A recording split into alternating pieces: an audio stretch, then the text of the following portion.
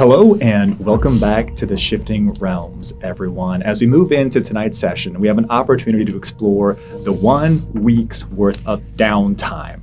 We know it's going to take some time for Delphin, for Durza, for currently the unnamed individual that was saved from Calodia Merposha's demiplane, as well as the witch, who is currently kindly and comfortably buried underneath the dirt mound provided by Coireah. As we step into tonight, I have a message for both you, our audience at home, as well as all of the players this evening.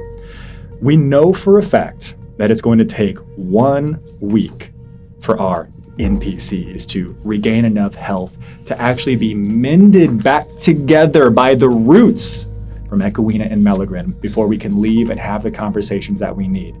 But there's so much left to explore in the village of Coireah now that you're not worried about sentient bags of snakes walking around causing problems. Thank God. Truly. So where we're going to focus a lot of our time and effort this evening is what's going on in that week's worth of downtime. We'll have an opportunity to go around and hear from every single one of you as to what you want to be accomplishing, what you want to be exploring. For mechanical purposes, you're going to get a regular, safe long rest at the end of every single day. Wow. Right? It's going to be amazing. Oh my God. What does it feel like to be back in a remarkably safe haven that has a population of you all plus 4, right? This is the joke about D&D, living your fantasies like getting a good night's rest. Getting a long rest in a safe location. Yeah. Oh my goodness. Seeing progression over time in a skill. Thanks, schooling. Ouch. I think where we will begin, if we could be ever so kind, to start with you, Silas. As we wrapped up, there was so much lore that had came last session, right? We had an opportunity to talk to Melagrin, to talk to Coireah. Aldrock was also here. We lost Icarus. That's transpired. That's happened. The end of that day and for the rest of the next 7 days. What do you think's on Silas's agenda? So I've got a few things that I'd like to address. So that first night, I'm so hurt. And I don't want to be buried. Or do I? So I don't want to be buried. I don't want to be buried. Not again. If there was another way, yeah. other than burial. Yeah. You didn't ask. It's called. I'm gonna find where the last bottle of the meat really is in this town. I'd like to continue training the void speech that I was doing before we left our last city. Okay. I'd like to do that, like to sort through the Slayer's basement here, do some preparations, refill my supplies that I've expended. Super fair. And I think I really need to have a conversation with Enoch. Ooh. And I know around when he powers down for the night, because the first night I met him, You watching me? he found his way into my room at Carnet's. Okay. That did happen. All right. true. Okay. So you want to continue working on void speech, right? You've already begun this lesson, right? And as a reminder for all of you, but also for you at home, that we've augmented the skill and language learning for proficiencies. It's 10 weeks minus your intelligence modifier. So this is a full week that you could possibly be burning. And if you were to get a nat 20 on this skill check as you're practicing and learning this, I argue that week went even better and maybe allow it to count for 2 weeks worth of study and growth. So you want to practice void speech? Yep. You want to get some rest because you got absolutely wrecked in the kindest of ways, and you need to have a conversation with Enoch as well. Was there anything else that you wanted to do? I would like to review the information that was placed into my book about Enoch. I'm going to put all the Slayer stuff both as acquire items as well as the lore to restock and all that stuff. Okay, so we got your order. Let's go on to Iris. Iris, we're getting orders. What's your order for this week? Well, all of my friends are slowly leaving me, and so I'm going to revert back to what I usually do, which is look for plants and shit. Harvesting. Yep. Yes. Okay. Anything else? Any conversations? Any things you want to explore? I think so. Feeling that magical rejuvenation every day, that I would be casting sending a lot. Yes. Just to talk with. Who are you sending it to? Probably every day. Drew, Icarus, and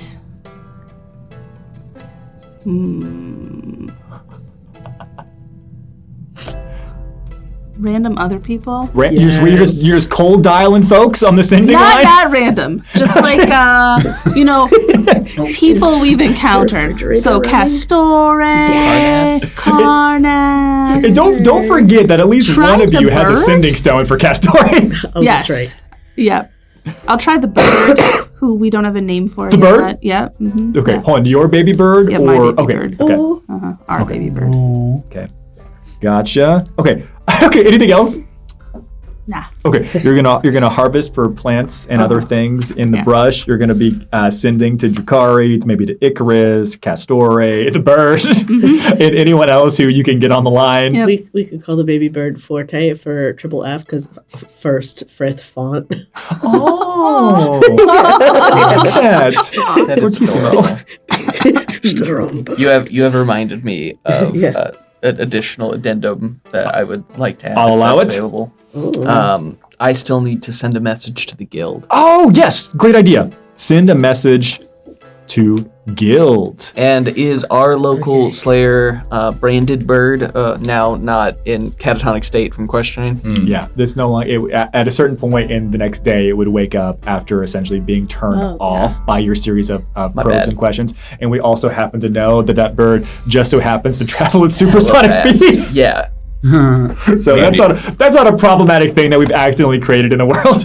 And I'll get to you what I say in that message later. Okay, dope. Okay, we got Silas, we got Irelis. Enoch, what do you think you're doing over the next 7 days? I'd be crafting.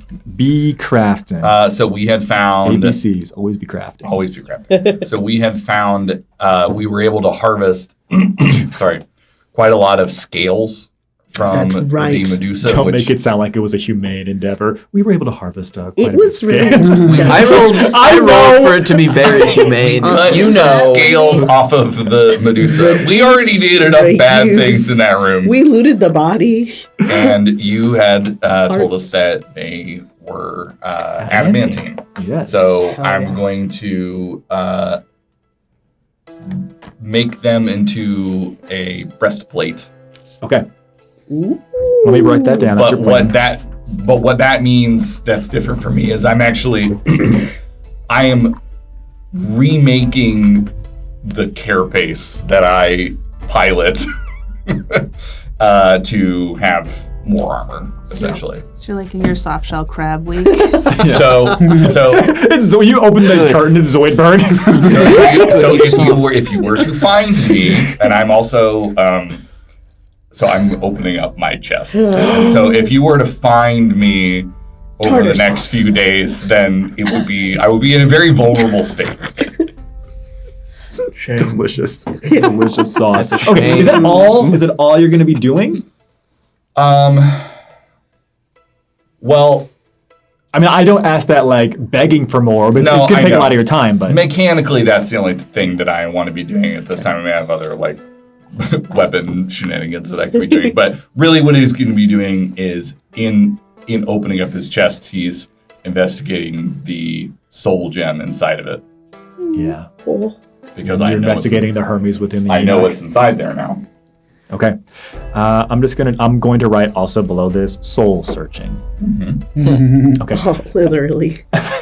Nim, what would you like to be doing over the next week? I have 3 research projects I would like to complete. Okay. Or to begin. One that would involve Enoch if he's available, and then and one with Arcalia.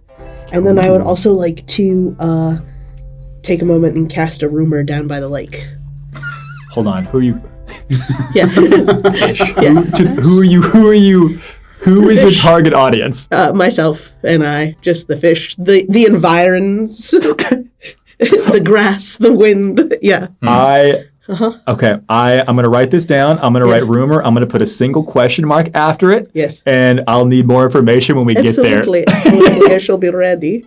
Okay, research projects. There's 3 of them. One conversation with Enoch, Arcalia, and then the research is also the rumor. That was the 3rd one that you're talking about? Oh, no. That's a separate one. That's the rumor's just going to be like a different thing. What's the other research thing besides Enoch and Arcalia? The other one's just is mostly going to be with the library. It's just like, since we have access to that. Yeah. So, general stuff. Okay. Yeah, in general. Beautiful. Okay. Love it. Ajax, what would you like to be doing with your 7 days? First, I'm gonna sleep. Nice. I'm gonna sleep a lot. Right, sleep. I'm gonna put 7 E's in it. Yes. Yes. One could say I'm EP. I cross out the S and the L. There you go. Next, I'm going to the place that we stayed all together that kind of had like the kitchen like down below. That's mine now. No one can come in there. It's going to be barred off. And the entire week, I'm going to go in between the kitchen, the woods, and where we had the singing, setting up a celebration for when the 3 of them wake up at the end of the week. No. That's so good. Making us look like a bunch of assholes. Ajax is the only considerate one. Yeah, that's true. Point 1, eeping. 2, creating a defensive system at the kitchen. Yes. And then traveling between the woods, the singing, and the celebration area to prep for, I'm calling it a party, but I mean... It is a party. Okay, party for survivors. That's what the banner says. Yeah. That's the You best. made it. You did it. You did it. You didn't die. You didn't die. Yay. Okay, hell yeah. All right, Jabanu, what are you going to be doing for the next 7 days-ish? Okay. One thing I'm doing is I'm getting out my quill and parchment, and I'm writing the Oddball Adventures: The Curse of the Medusa Queen. Writing a short story. Are you putting your name in it? No. No, it's still going to be the Gnome de Plume. Okay. Amazing. Also, I'm gonna look at what I wrote while I was tripping. No, We'll roll for it. in the sober light of day. Yeah. Okay, I'm going to write roll for trip story. Yes, I think we rolled common for and it. half in Elvish. It's in a language he doesn't speak. But Anything else? on a slightly more serious note, I'm also going to finally sit down and take some time to decode my first codex, the one that I found at the last boss fight. Interesting. Because I have what I need to decode it, and Man. Let me give me time to go back in my notes. That was like that's like 75 pages ago in my notes. Players be doing that. Other than that, I want to continue training my warging with Miza so we can warg better. Oh, okay. Oh, yeah. So Miza doesn't turn into... So when Miza's in my body, she doesn't turn into just like a floppy... so we can like just kind of seamlessly switch back and forth. This whole bipedal thing's weird. Yeah. Okay. Training to warg. Okay, awesome. And anything else? Yeah. Well, last thing is I also want to talk to Enoch at one point. That's it. popular guy. It's not like something big happened last session. He's really coming out of his shell. And he's feeling just fine. Yeah. Oh, and I also want to shoot that bow once just to see what it does. Cool. The Medusa Queen's bow. Sick. At like a cliffside or something. Yeah, it really pins down the cliff. All right. Starts And you know what? with- Actually, what I'm going to do, Maddie, I'm going to give you control over both Echoina and Melagrin. What do you think? What do you think Echoina and Melagrin are going to be doing for this next week? Obviously, we know Melagrin is an old man at heart, but is there anything that you want to doing here in this space? Hearing now what the party plans to be doing. Working, Echoina is going to be, for the most part, she'll roam once she has established roots to heal everybody else. Other than that, she'll probably walk around because she can get to Melagrin whenever he needs her. If he needs her, he really doesn't though. True. Melagrin will most likely be checking on what happened with the veins in the Aether. Getting contact with Scourge has affected that portal to the Feywild, and reinforcing it to make sure that it's strengthened and sealed off as it should be, as it has to be right now. Yep. And yep, it's the gut basement of the Slayer's Lodge has been fully consumed. If you open the door, it's just very large roots and earth now, and good. things are growing. There's moss and lichen all over the place. Thank you. Is my chest, my coffin that was in the Dakota, gut, your is coffin? it still there? It's sitting neatly on top of the roots, waiting. And if you need help making like a stealth system to keep people other than you out while you're doing things, Don't worry, I got it. But I'll call on you if I need help. I make a root for it. Yeah. Was there always just Then a I can't get moss out. wall here? If she's doing a lot of things, What'd you you may say? be able to catch her out of camouflage, but that's probably entirely dependent on how much she's doing at once and how much Meligren is doing as well. Other than that, and Meligren will be old banding around with Onwill. It'll be great. Yeah, as a reminder. Whether he decides not to look like an old man is entirely up to him. He will be an old man for the entire 7 days until maybe the very, very end if they're really nice to him. We'll see. Everybody leaves and they Yeah. see the not old man Yeah, for a and he second. becomes an absolute golden god. Reminder, whenever he's hanging out with Onwell, he does just stick to the side of Onwell like Velcro straps while Onwell bounds around the valley. That's really important just as a gesture, as an image for you all. You see Onwell. He might be there. Right. It depends on what side he's strapped to. Onwell and Meligren will be pushing the either back up towards the mountains, the caves system, and they will also be funneling, and it seems like they're collecting and pushing either also back towards the portal to the Feywild, which you two would be aware of, is connected to the tower here. The reason that they're able to have the connection to a subset of demiplane and the reason that it stays stable is because they built that upon a rift that already existed connecting to the Feywild and put temporary blockers, essentially guardrails, if you will, there. So he ensures that that is restabilized and can't further spread or cause any other problems. Most of his time is spent solidifying that as an old man. Now, I have all of your orders here, but there's some miscellaneous things that I think you all would be aware of and would just find while you were all searching for this. Now, for the audience at home, so this wouldn't be like a series of like 40 minutes on multiple roll tables. This is a big boss fight. So I had the entire team in between the week of our filming. I sent them all the possible roll tables and we did public D100 rolls to see what we would find. And I did some general loot generators. So I'm going to tell you all, and I didn't tell them exactly what they had found. So this is going to be a surprise for them as much as it is for you all. I'm going to tell you everything that was found over the course of the next 7 days, because if that changes how you want to explore items or identify items that might come into play. So, inside the portal where Calodia Merpotia and the Medusa Queen, everything she had acquired and accumulated over the years of people coming through the portal trying to kill her, you find a grand total of 20,000 gold pieces. Yeah, it would be in other denominations, other currency values, but you can call it 20,000 gold pieces, and you can choose to break it up however you want, knowing that Icarus does have a sizable debt to his name, which might be a good idea. Icarus has a size. Who's not here? It's so sad he's not here right now. Dang. I don't know her. You know what? No one's not here, and Icarus will never know about this. No, if you're watching, If you're watching, no. You're wrecked. we will trade you for the ropes. They're worth a lot more than that. Okay, That's the deal. you also find, and I can post some of this stuff in the chat for you all as well, but you also find this one, whenever you're taking notes, make a note here. You find a remarkably fine horn medallion, and it is set with a rosette of black sapphire. Whoa. It is remarkably fine. It is made out of a material that, as of right now, absolutely none of you have any idea what this material is.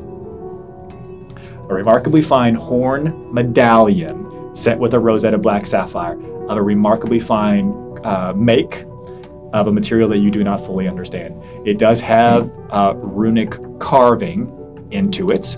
Does anyone here read, write, or speak Draconic? I believe so. I do. Okay, let's see everyone who does. Okay, 1 moment. I'm so sorry. Yes, it was the. I speak like so many. It's like my only other language. Yeah. I've yet to use. Now hold on. languages, but- I'm gonna be a little bit of a dick on this because I do believe that you don't know Draconic. I believe you have. Don't you have like a lizard folk Saurian Draconic dialect? I do know Draconic, but lizard folk is the dialect that I learned because I was talking to the lizard folk. Okay. Lords. Okay. Yeah. Awesome. Okay, I actually don't have You Draconic. don't. Okay. I'm gonna do this right now. Actually, I want you to make me some type of intelligence-based roll. Okay. History would be more appropriate than Arcana. All right, I can do history. Since I'm proficient in calligraphy, could I add my? What about tourism? Absolutely not. The DC is going to be high for, and what I'm rolling for, just so you know, is this is even knowing Draconic. This seems to predate your understanding of the written Draconic language. It's some kind of ancient. Yeah, like. DC is 18. No, I got a 4. Okay. I will give you the following words that you're able to read. You would understand the word for friendship because that word hasn't changed very often. You would understand the written word for Bretha. There is one that has to have a 1-to-1 because names are challenging. You see the word Tristarum on here. Oh. And you also see the 2 words peace, balance. But you would need to have someone that has a better understanding of this ancient written language to get all of it. But those are the words that are easy connections. All right? Yeah. Other things that you find a remarkably fine leather coin purse tooled with here what we would consider mythical creatures. You would see things like unicorns, and you would see probably Pegasi as well. You would also see draconic dragon-like creatures listed on there, Tarask, also giants, all across this bag. Remarkably fine leather coin purse. You find a fine leather vest that is tooled with floral vines that seem to, honestly, it looks like they're moving and are alive. Not terribly dissimilar from what Coireah has been able to do and show you. A remarkably fine leather vest, very fine make, very fine craftsmanship. You find a fine porcelain cup adorned with platinum and a griffin in relief. These are remarkably fine spoils that you're essentially finding in Calodia's private chambers up in the tower in that demi-plane area. A fine porcelain cup with platinum and a relief griffin. You find a lacquered wooden bowl engraved with floral vines that look very similar, almost like it somehow goes with or connects with that vest.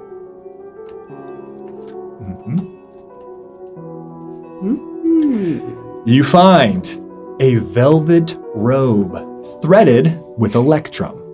Whoa. A threaded electrum velvet robe. Oh, so velvet.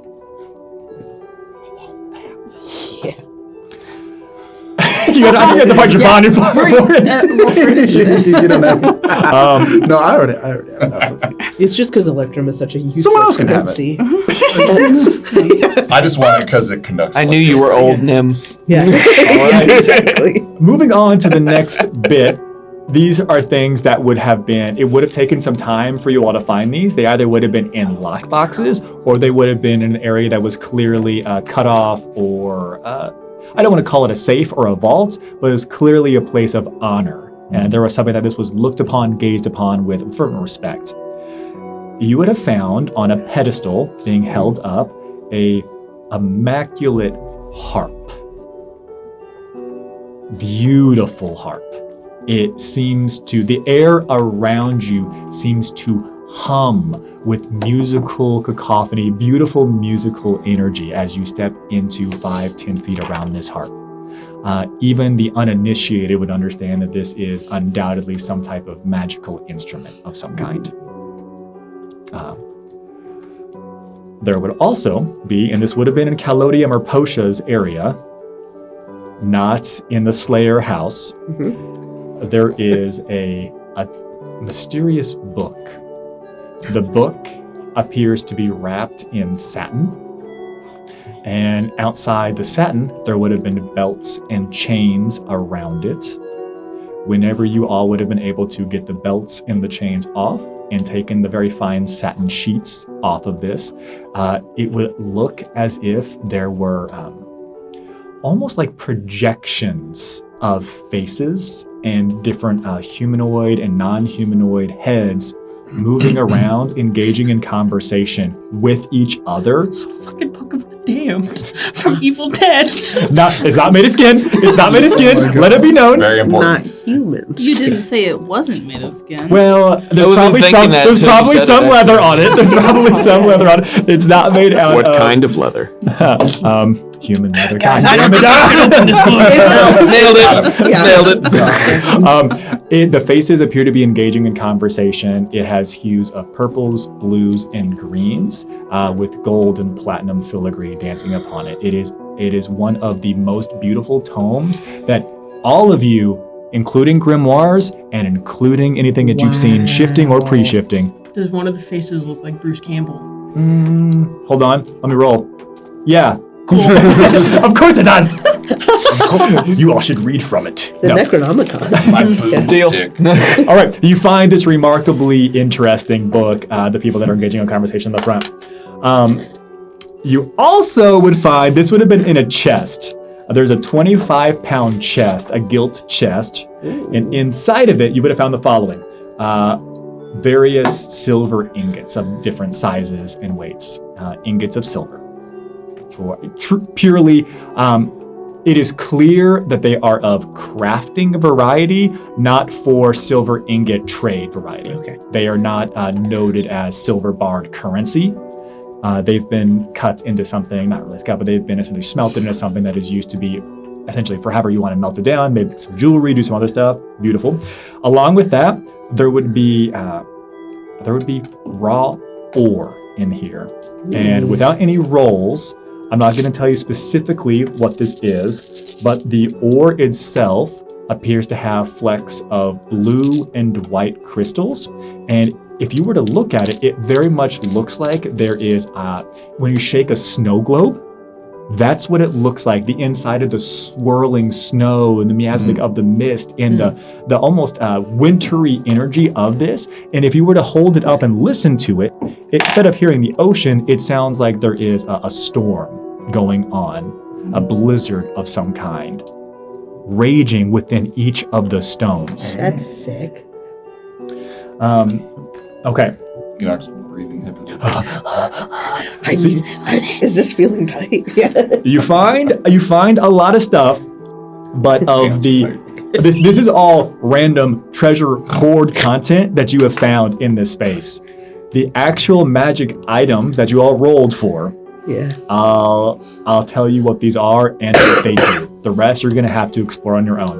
The first one that you rolled for a potion. It's called the Elixir of the Clear Mind. This cerulean blue liquid sits calmly in its flask, even when jostled or shaken. When you drink this potion, you have advantage on wisdom checks and saving throws for 1 hour.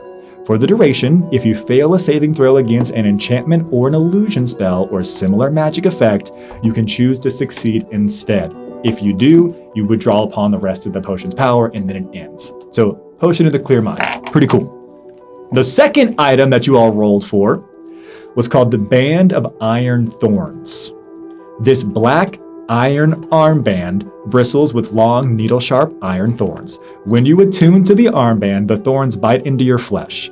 The armband doesn't function unless the thorns pierce your skin and are able to reach your blood. That is important for some of you. While wearing the band, after you roll a saving throw, but before your merciful GM, reveals if the roll is a success or a failure, you can choose to use your reaction to expend one of your hit die, roll the dice, and add that to your saving throw. Oh, right? that's nice. Okay. But you have to expand and get rid of your hit dice for that. The third and final magical item that you all rolled for is called the Trickshot Mirror of Spellbinding. This is a trickshot mirror. It's a round, steel-framed hand mirror. It does not have a handle, but it's 5 inches in diameter. It's quite easy to hold. The trickshot mirror comes in different styles. What it does, it allows you to adjust the trajectory of an attack or a spell. Each mirror has 3 charges, and it regains all expended charges daily at dawn. The spellbinding variety, when you are holding the mirror and casting a spell that forms a line, you can expend a charge to move the line as you see fit. It has 3 charges. You could choose to use all the charges at once if you wanted. If you were in a home and you knew that the hallway goes down, it's going to go right, it's going to go left again, and then it's going to go left again, you could be like, boom, mirror, boom, boom, boom, boom, and the line will follow the path that you see fit. That's so sick. It doesn't extend the length of the line, but it could redirect it in such a way that you could hit creatures that you otherwise would be unable to hit. Now, you found some awesome stuff. Some of the stuff needs to be identified still, but the magic items that I've just revealed, you would have been able to have already done that. But some of the earlier things that I've listed, the fine leather coin purse, the leather vest, the strange medallion that you couldn't fully understand, those things will need to be identified. Sick. Any questions about the trove of things that you have found thus far? It's a lot of shit. Yeah, I like it. Yeah. It's a lot of shit. You went up into her house, myrtleated her. You got all of her stuff. That's just how it works. Murder's a strong word. She murderlated the whole town, though. Well, I mean, Therefore, everybody has a all their past. stuff was hers, and we murderlated hers, so this town is ours. I will. That is the way it works. And by the transitive property of murderlation. Yep. It's just That's actually the title of that strange book you found. We're the captains now. Yeah. That's Strauss's second law, Look at actually. me. Yeah. Okay. No other questions? We'll start resolving some of these things then. Here's what we're going to do. For all of you that wanted to be accomplishing or doing something this week, we're just it's going to be a skills check, a skills roll. I'll set the DC based on what I think is reasonable for what you're asking to accomplish and what you're asking to do. Later on, if you're traveling with the caravan and we're doing like, oh, you're going to travel with the caravan for 3 weeks, I might ask for a pass-fail check before the skills check. What I mean by that is like, if you're like also traveling and you've got other jobs and responsibilities, were you able to successfully multitask? So in the future, I might be like, drop a D20 on a 10 or more, you're able to get something done. On a 9 or less, you weren't able to get anything done this week. But for this week, it's just rest. So it's just going to be skill rolls. Cool. And you'll convince me on what your lore, what your skills check will be to get that. Okay. So Silas, you want to send a message to the guild. You want to continue to practice your voice speech. You want to rest. Rest, that's easy. You want to have a conversation with Enoch, and you want to continue to gain some Slayer, some lore, supplies, and things like that. And if I'm going to do it again. Okay. One more thing. Yeah, one more thing. I would like to craft a small token using my hex magic. Okay. And I'd like to change it a little bit so that it will be a consumable item. For you or for someone else? This is going to be a gift. Okay. I like gifts. Okay. The things, sending a message to the guild, that will be simple enough. We have a supersonic bird. The bird will send that message at supersonic speeds. So that's, you can Freaky fast. either send to me or read aloud what you want, but I'll resolve your entire list. Rest, you got it. You got it, Captain. We'll role play the Enoch conversation. We'll do that last. The Slayer, lore, and information. What are you looking to resupply? I am looking just my standard standard policies, stuff that I'd apply when I get minor injuries. Okay. That's easy. Yeah, so some inks that I use to write in the grimoire, which are specialty and proprietary. Various things like that.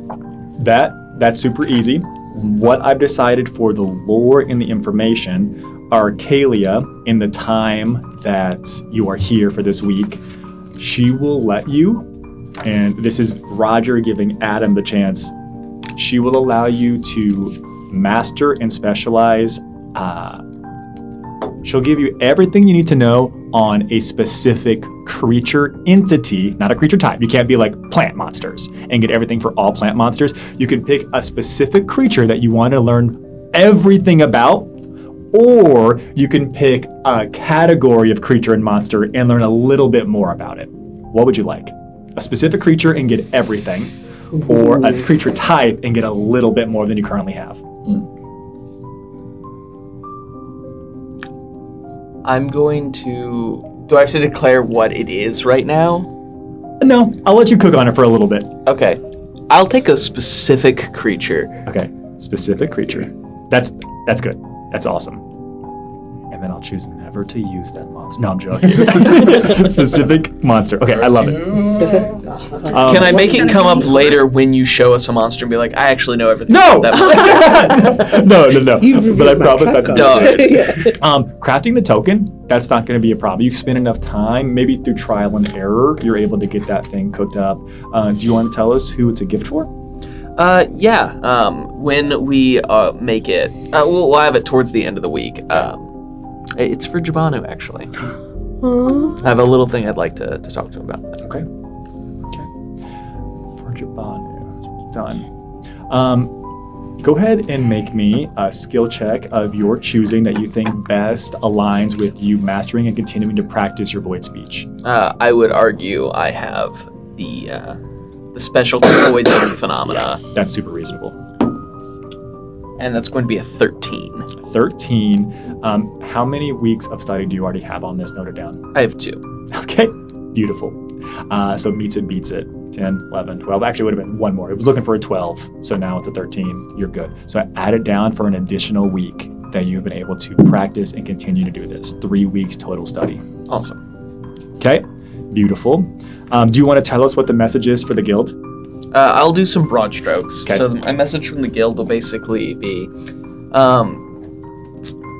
Coireah dealt with, explain kind of what happened here. There are, continuation, our current plan is to go here. I will warn them of what's going on with the noble houses, and they should expect some attacks. Okay. Also, if send return letter. Okay. So send bird back. Directions send the bird back. They'll find me. Vampires, how to deal. Bummer. Okay, vampire I thought we information. were narky. Okay. If you were to, you send that early on, the bird travels at supersonic speed, it would have got there, and it would need at least 24 to 48 hours to just rest and recuperate from the supersonic flight that it had. It would come back with the additional information that... And the vampires thing is pretty specific. Yeah. It's not like a mook vampire. It's this height. How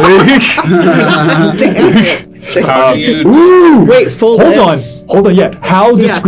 descriptive Yeah. are you of Well, Yeah. vague Yeah. enough for me to be the one to deal with this, and not enough information for it to be useful for anybody else. Okay, but hold on. I want you, do me a favor, roll a D100. Sure. How much? Roll for how much you're narking. Yeah. 47. Okay. When it comes back in the little tube that is on the bird's leg, the information that you have, you can add some additional. Well, we can talk about whether you want like conditioned immunities or traits or abilities. You learn a little bit more about vampires in the Shifting Realms. You can add that to your lore, add it somewhere else.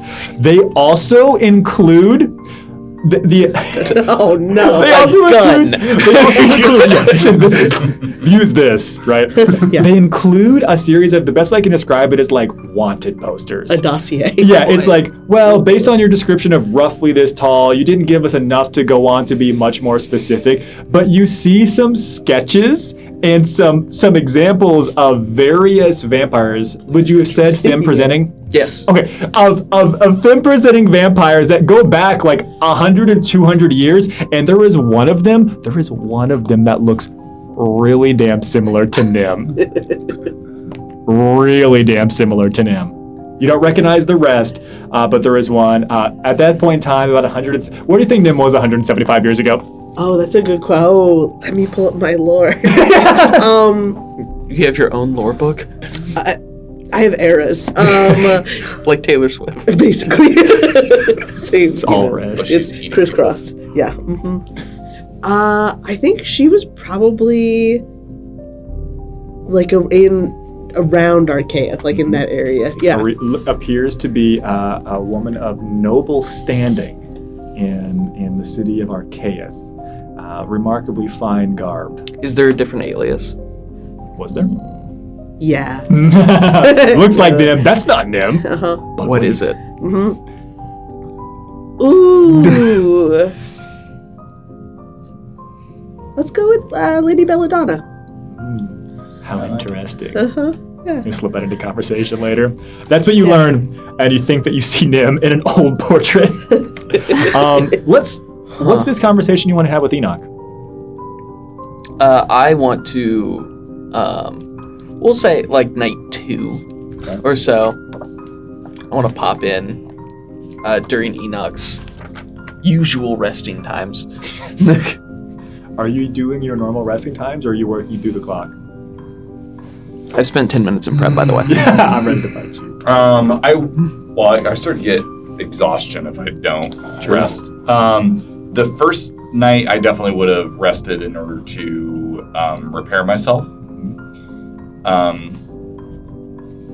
The second night, I would be like neglecting my shutdown period. Well, regardless, you find Enoch. Well, how does Silas find you, Enoch? So I'm behind a door. Do you just like barge in? What do you do? How would you like me to have gotten there? Whatever you want. But you hear the door shut and you hear I'm like, not kicking open the door. It's very like, you hear like sounds of tinkering. I don't know if the word like stalking is appropriate. Have you ever been hunted? I'm very. I see it's okay for some people to I'm do not that. very. I'm not very perceptive, so I'm not sure if I would hear you skulking outside. You hear like really loud sounds of pounding metal, but then also like creaking wood and metal. And you were doing work on yourself? Yes. So I think you'd have like your goggles on or whatever. If you're like working in a mirror or however you're choosing to work, you will turn to grab something off a table and you'd see Silas, once again, cool guy pressing up against a wall. R.I.P. my homeboy. Looking at you and making notations in his grimoire. He is laying on a table and his chest is open, like Lovely. he is having open heart surgery. You could take it. You could hand it all. Yeah, so you go for that table and you'll see that. What are you doing here? I didn't realize it was locked. Barred, closed off. You have more secrets you'd like to keep, Enoch? Very likely. Of course, they are hidden from even me. Yeah, I'm starting to understand that that's for the best.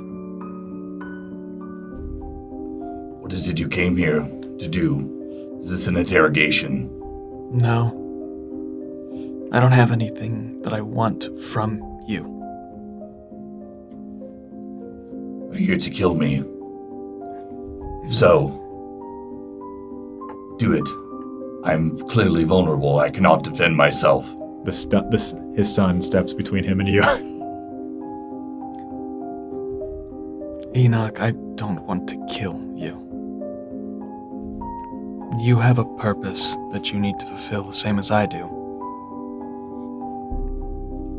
What do you think my purpose is?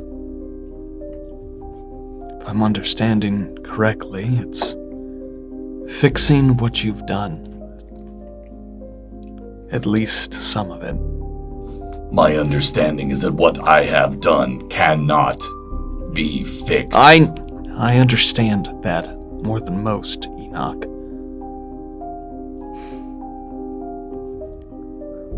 I'm trying to be cordial, and it's really hard. I have not earned your cordiality. If you were anyone else, you would have. And I think you need to understand that. And it's what I keep telling myself. So please,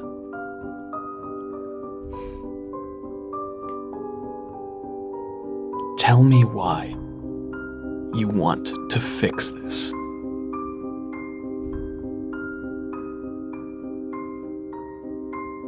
I don't know that I do. I don't know what I want. Is that you've already barged in. Come closer. And I will approach you. And as you come closer, his chest, you do notice that the metal that forms his carapace is bulkier than it was before, but also it has the shiny gleam of adamantine. But the chest is open, and inside there is a glowing gem set just about where the heart would be in a living thing. Silas, this is Hermes, the gem. What you see as Enoch, it is a prison.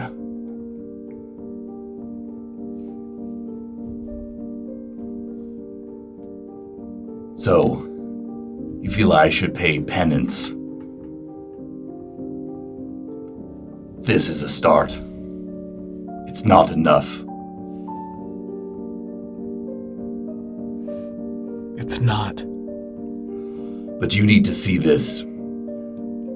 Because if the time comes and you have to stop me, it's this. You can destroy this shell, and Hermes will remain. This is the only way to end it.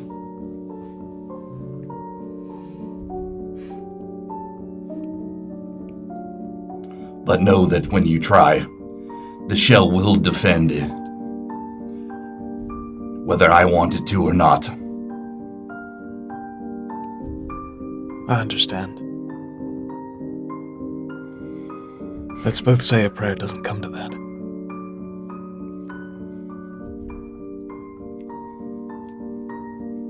I won't. I understand more than most that connection doesn't feel so helpful at times, but you of all people should at least try. Doesn't matter if it makes sense, it's not logical, and I understand that, but what over the past few weeks has. If Icarus was here, he'd say something better, but he's not. He's off doing what he needs to do, and seems you're gearing for war. And I understand things are going to try to kill us. Whatever Arden is doing certainly is to kill us. And now it seems like Nim's friend doesn't trust any of us either, which I don't know why he would. So, protect yourself. I'm not coming for you, and you don't need to look over your shoulder. But I want to make one thing perfectly clear. I don't forgive you. I don't want you to. I don't want anyone to forgive him. But remember this. I'm cursed to carry him within me. I can't get rid of him. I can't get rid of what he has done. What I have done. I don't know where Hermes ends and Enoch begins. Even this voice. I have come to understand something. And he repairs the voice box.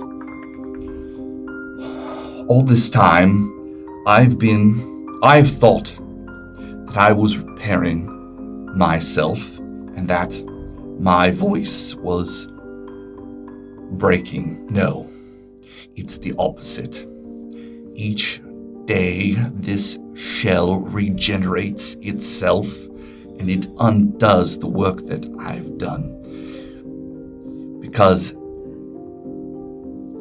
the machine is the real person. I don't know who I am.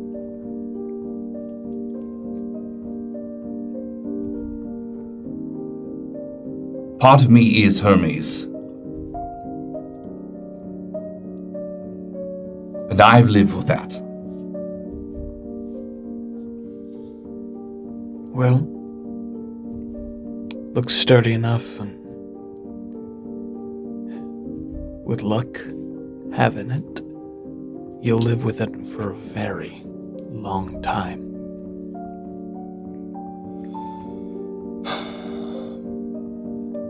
Well, according to Nim, it's been nearly 1,000 years already.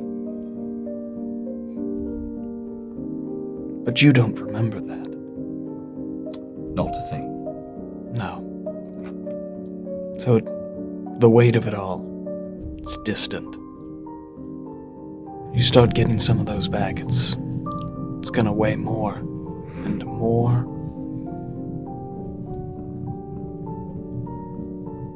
Then it'll feel more real. 'Cause for the people that have lived here in those past 1,000 years, it's all we've had. Have a good night, Enoch. And as Silas turns to leave, you'll notice he did make his combat preparations when he walked in. You've seen him do it for the various missions we ran with the doppelgangers on the way forward, but it was purely defensive. Mm. But you, with your combat prowess, probably also noticed that unlike some of the other times that we've gotten tense with one another, his swords and weaponry were on the other side of the room, and he did not make any attempt to reach for them. Chest was wide open. Yeah, but his son was packing. He's his own robot. He is his own. This is a game of autonomy choices. And I think we'll pass now to a very different order that I received from Irelis.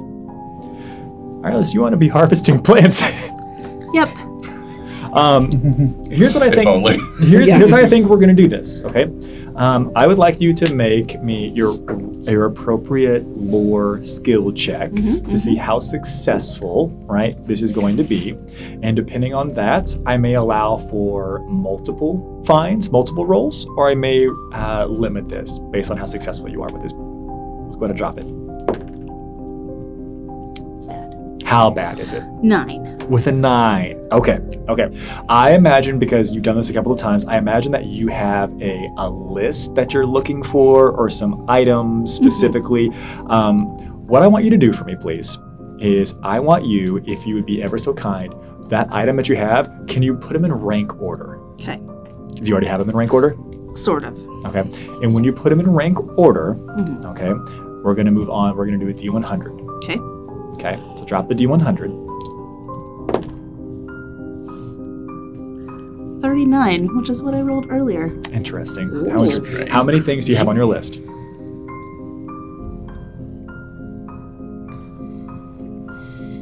17. 17 things. Okay. Here's what I'm going to say. Because are you planning on doing this the entire week? I was planning on doing it the entire week, and if it went poorly the first day, I was going to ask for Equina's help. Interesting. For day 1, Yes. the 3 least preferred, the 3 bottom of your ranked order. Okay, I put the rarity, like the most rare ones at the bottom. Switch that then. Okay. Yeah, the worst possible option, the least possible, preferable thing for you. Okay. You Yeah. would find those 3 on the Okay. first day. Okay. Now, because you're asking for Equina's help, Yeah. make me, Equina, are you willing to assist? Sure. Okay.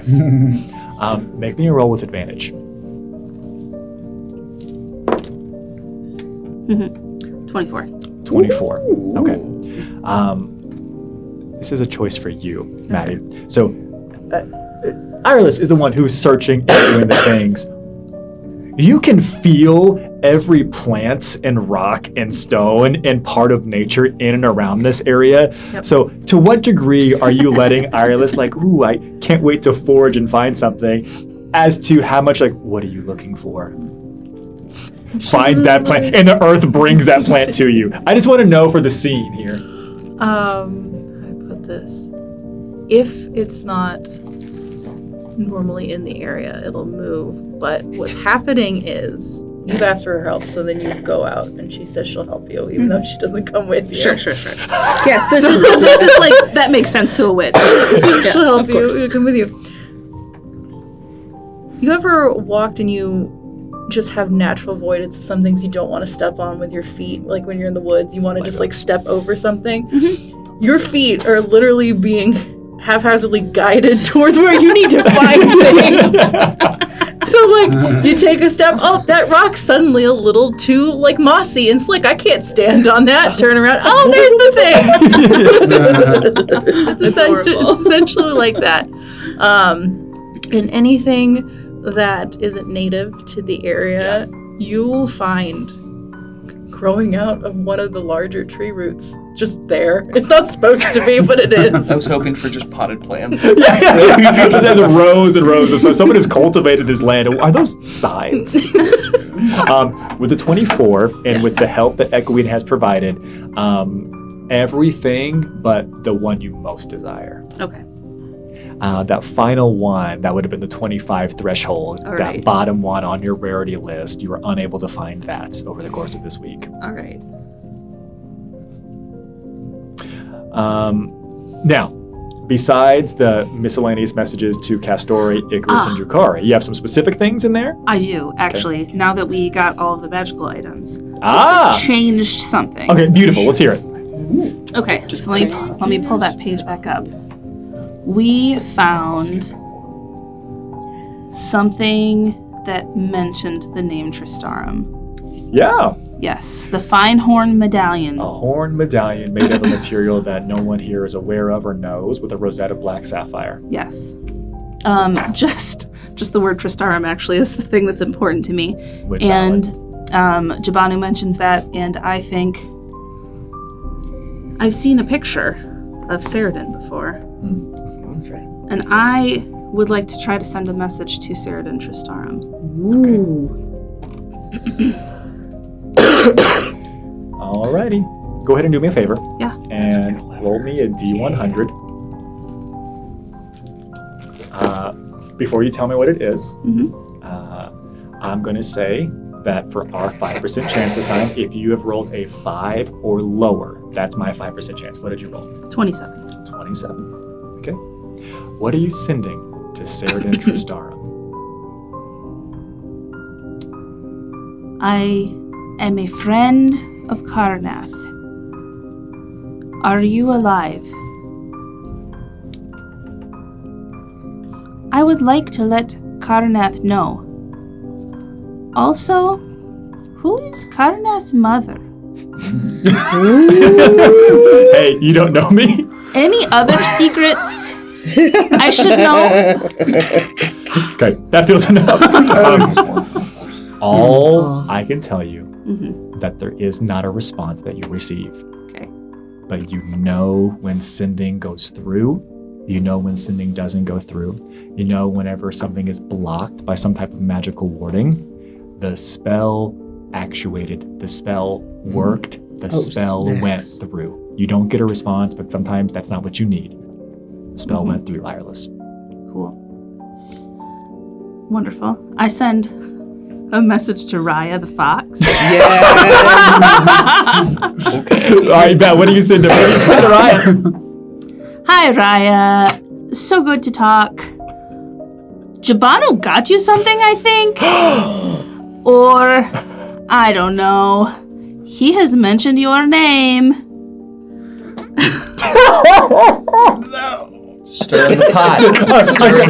A conversation is open now between you of what has he said, but then it's to whatever degree you want to go through banter back and forth. What has he been saying about me? So good to hear from you all. I think we flash back a little bit. I'm talking to Silas. Like, can I call her my girlfriend? Do you think? Like, I always we haven't had a conversation with it. I always move too fast with these things. Sometimes if you just know, you know. Oh, that's not helpful at all. I love this. Of note, sending is working. If it went to Raya, you could have a conversation. All of your messages would go to Drukhari. All of your messages would go to everyone, Castoria included. They would not go to Icarus.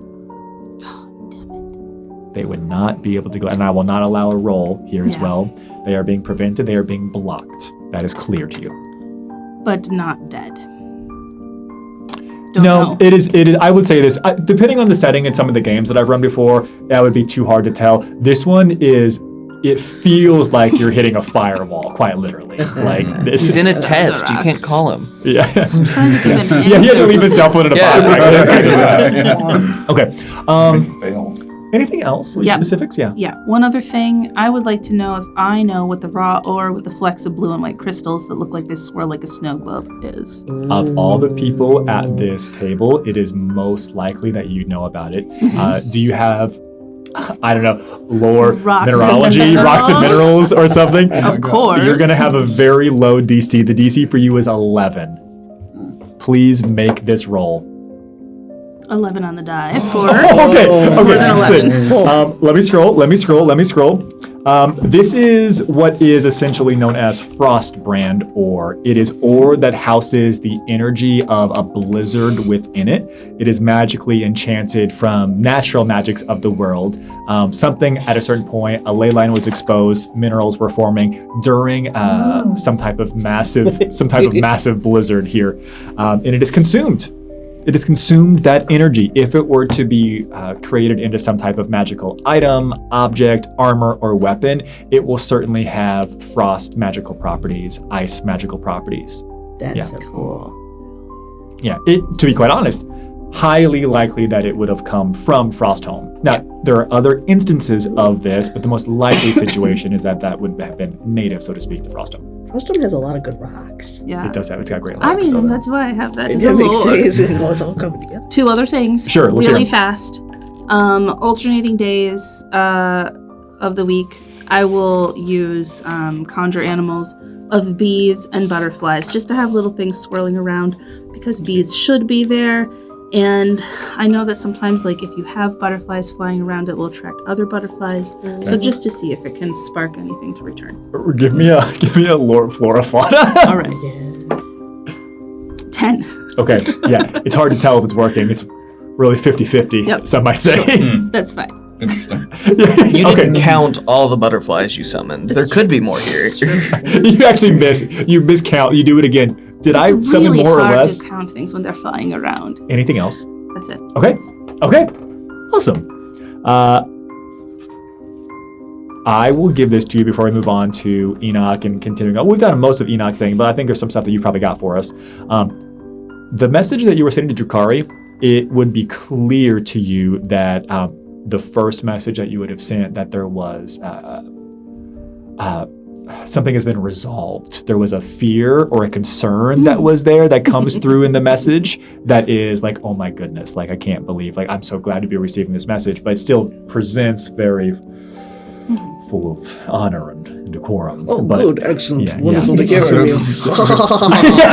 That actually might be what. many Shoot, I forgot to hang up. Yeah, no, it, Oh, thank God! it goes and it starts with, Yeah. Wasted 3 words on that. I'm 100%. pleased with your imminent return. Good job being alive. Relieved sobbing. You can feel the tension bleed out of him all the way over here. All right, that's it for you, Iris. Now, Enoch, we've already heard that you ABC always be crafting, that you're adding aspects of Calodium Reposia, the Medusa scales of adamantine onto your carapace, your breastplate. You're doing some soul searching, which I think we also had. Is there anything else that you want to be doing now that I've revealed some of the other magic items or things too? Well, I actually was really interested in that ore as well. But I think I would need to talk with Iris to find out. That's it. I mean, in the 7 days, if Iris has unveiled it, I don't think Iris would be keeping it secret. Oh, yeah. If I knew what it was, absolutely. Are you good at keeping Oh my secrets? God! Did you see the frostbrand ore? I would tell it to everyone. Beautiful. Is there anything else that you wanted to, I don't know, identify or explore or do in your week? Yeah, I want to add that. I want to add that frostbrand ore to my sword. But I think I would probably be remiss if I did not help the group by identifying some of these items. You tell me what you want to identify. I gave you all the list. You tell me what you remember. Yeah, the one that looks interesting is the harp. The harp, yes.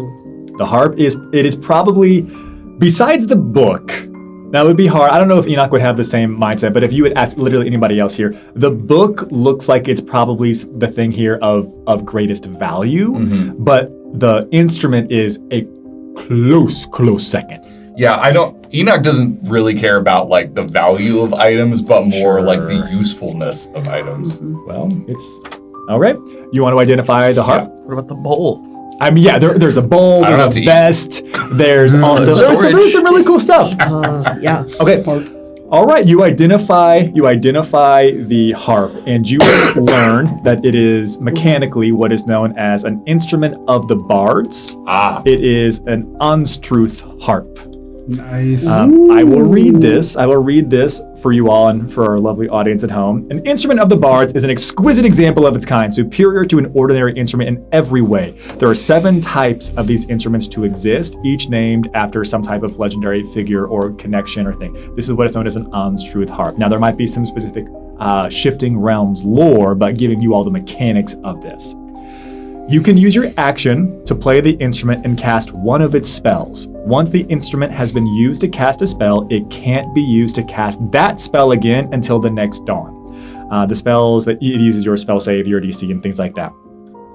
You can play the instrument while casting a spell that causes any of its targets to be charmed on a failed saving throw, thereby imposing disadvantage on the save. So if you're doing stuff with charm effects, you can force a disadvantage on this to make those things really stick. Beautiful. All instruments of the bard, including this one, can cast the following spells: fly, invisibility, levitate, and protection from evil and good. That's pretty good. That's innate. In addition, this specific version of it can also cast control weather, cure wounds at 5th level, and wall of thorns. Whoa. Yes. Control. Control weather. This is a massive boon here. It is important to know, if a creature attempts to play the instrument without being attuned to it, they must pass a DC 15 Wisdom saving throw or take some damage. Oh, jeez. So it is essentially a harp that allows you to cast spells from it for free once per day for each of those spells. Wow. That is substantive. And this one helps with charm effects and also has control weather, cure wounds, and wall of thorns. That is the harp. That's tight. Very impressive. Then I go find Ajax. I don't know if you can. We owe them something for sure. Now, at least a certain point, you have to leave the kitchen, and you're going back and forth between the other things. So we're going to say that you find Ajax on one of your runs between the festival grounds and maybe back to the kitchen or maybe back to the woods. Okay. I have paper mache in my hands. Don't ask where I got it from. No, I won't. Hello, Ajax. Yes. I'm I'm running in place, trying not to stop. I'm power walking next to you then. Do you have a moment? We can walk and talk. All right, well, in the massive amount of treasure that we found, booty, if you will, I found booty. I was about to say the same thing. We found booty? What? I found this harp. It is suffused with magical properties. Do you know how to play an instrument? If my mask had eyes, you'd see that anime glint of the sparkle. Yes. Well, to be honest, I have two reasons for giving this to you. First is that, well, you really don't have any reason to be with us, but you have been a steadfast ally, and, well, we don't really deserve it, but I also, perhaps this will make some amends for our compatriot Nim. Who tried to eat you? Although I would prefer that you do not say anything about this to her. Second, my reason is, well, to be very honest, I'd rather you have this than Jabanu. As I am certain he would be convinced that he could play it. And then we would all have to hear his practices while we were at the caravan. That's a fear that I now also have. So, I'm giving it to you, and you can choose to do with it as you wish. Thank you, Enoch. You're welcome. All right, well, anyway, you were busy and I have some other things to do, so, toodaloo. And you both veer off in different directions. You never stop walking the entire time. And as you hear as I walk away, I don't make clank, clank, clank, clank, clank sounds anymore. Ooh, are you a stealthy boy now? Stealthy boy. Nice. I'm like, where'd he go? Yeah, disappeared immediately. Is there anything else that you want to identify? You have multiple days, so if there is something else that you wanted to identify from that list, I'd let you do one or two more. Okay. Well, I'm interested in the velvet robe. Interested in the velvet robe? I'm counting the electron. Okay, you attempt to cast Identify on the velvet robe, and you learn that it's actually just a very nice robe. The textiles are amazing. You know that it's worth approximately 750 gold pieces. Toss it back. All right, I'll let you do one more if you want. And, well, actually, it's a really nice robe, huh? It is, it's a velvet robe threaded with electrum. My sub-bullet point is it's just a very nice robe. Okay. Well, then You've entered your Hefner era. I'm actually going to take the robe and I'm going to stuff it into my bag of holding. Yes. Okay. To be a secret mouse tool that I'll use later. Is there anything else you want to identify? Lastly, the fine leather vest. The fine leather vest tooled with floral vines. Yes. Sick. This does not require attunement. Ooh. And while wearing it, you have the ability to use Druidcraft and Mold Earth. That's sick. Mm-hmm. Okay. Okay. Well, maybe we can Druidcraft and Mold Earth. Mm-hmm. I'm gonna go and give it to Airless if she wants it. Oh, it's so pretty. You want to wear the vest? Yeah. Okay. Well, it is magical. You do not require to attune to it. But you helped me with the cloak that you gave me earlier. So I feel it is only nice thing to do if I give this to you. I put it on. Do I look very common? No, Oh, that's great. because for the most part, clothes don't have magical vines that move. At least not where I'm from. I think. Was The basement of Carnass. This just looks pretty. Does it do anything? Yes, you can cast spells with it.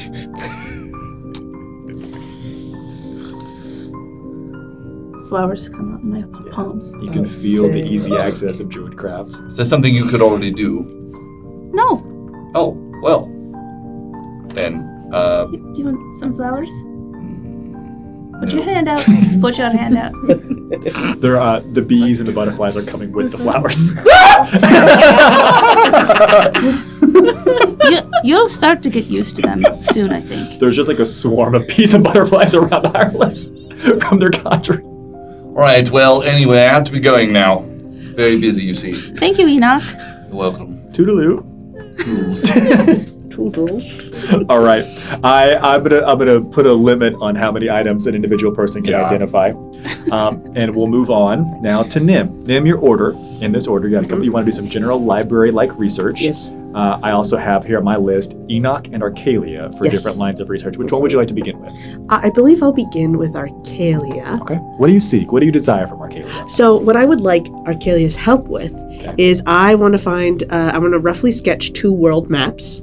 Sick. And I want to work with Arcalia, and I want to plot the current ley lines as they exist as best I can, and then I want her help to plot the ley lines pre-shifting, and I want to compare and contrast. And then I would love if Malagrin's around, just get him to spot check. Like, I don't want to check the work. Exactly. Like, does this look right? Does this sort of match what you're thinking? He's napping in the library apparently. Hello. Oh, sorry, I didn't mean to startle you. I just wondering. I know you're very busy. Like, obviously, I just you've got a lot. Yeah. I need to sleep. Yeah, of course. Like, you got to keep your strength up. Like, but I was just wondering, would you mind? And I'm gonna hand him like a red pen and be like, do you see? This is like we've worked to collate this for pre-shifting and current day. Does this look right to you? Does this match? What I want you to do is I want you to make me either a history check, some type of intelligence-based roll, which is going to symbolize your ability to, because we're not going to do it from an artistic lens, we're going to do it from a historical academic mindset. Amazing. So I want a history or a roll that you think is better than that if you've got a lore or a skill that you think is more appropriate for how well you were able to draft ounce these 2 maps. I will let you roll with advantage because Arcalia is helping you. And after you make the roll, I'll add 1 additional thing into this. Okay, amazing. I am going to use history. Cool. Okay, great. Oh, please. Okay, that's not great. Advantage. Oh, Arcalia is advantage. helping you. Oh, great. Heck yes. Okay. Oh, no, that's much worse. Or it's 3 worse. So that's a 15 total. 15 total. Yeah. Okay. The one issue that you run into first is you are probably able to find a basic map of the world. It's like the Shadow Manor basement. That's probably not unreasonable to find. Yeah. The problem is that Arcalia's information is a little bit dated. Yeah, that makes sense. Arcalia does add something on here that you didn't expect. Okay. Which isn't really news for you, but again, you're testing and comparing notes. Arcalia adds the locations of the original Magitech cities. Amazing.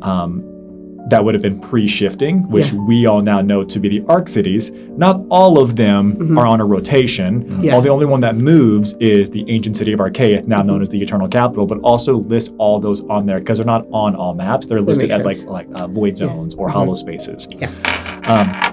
You've already done some work in trying to figure out the ley lines and their connections. Yeah.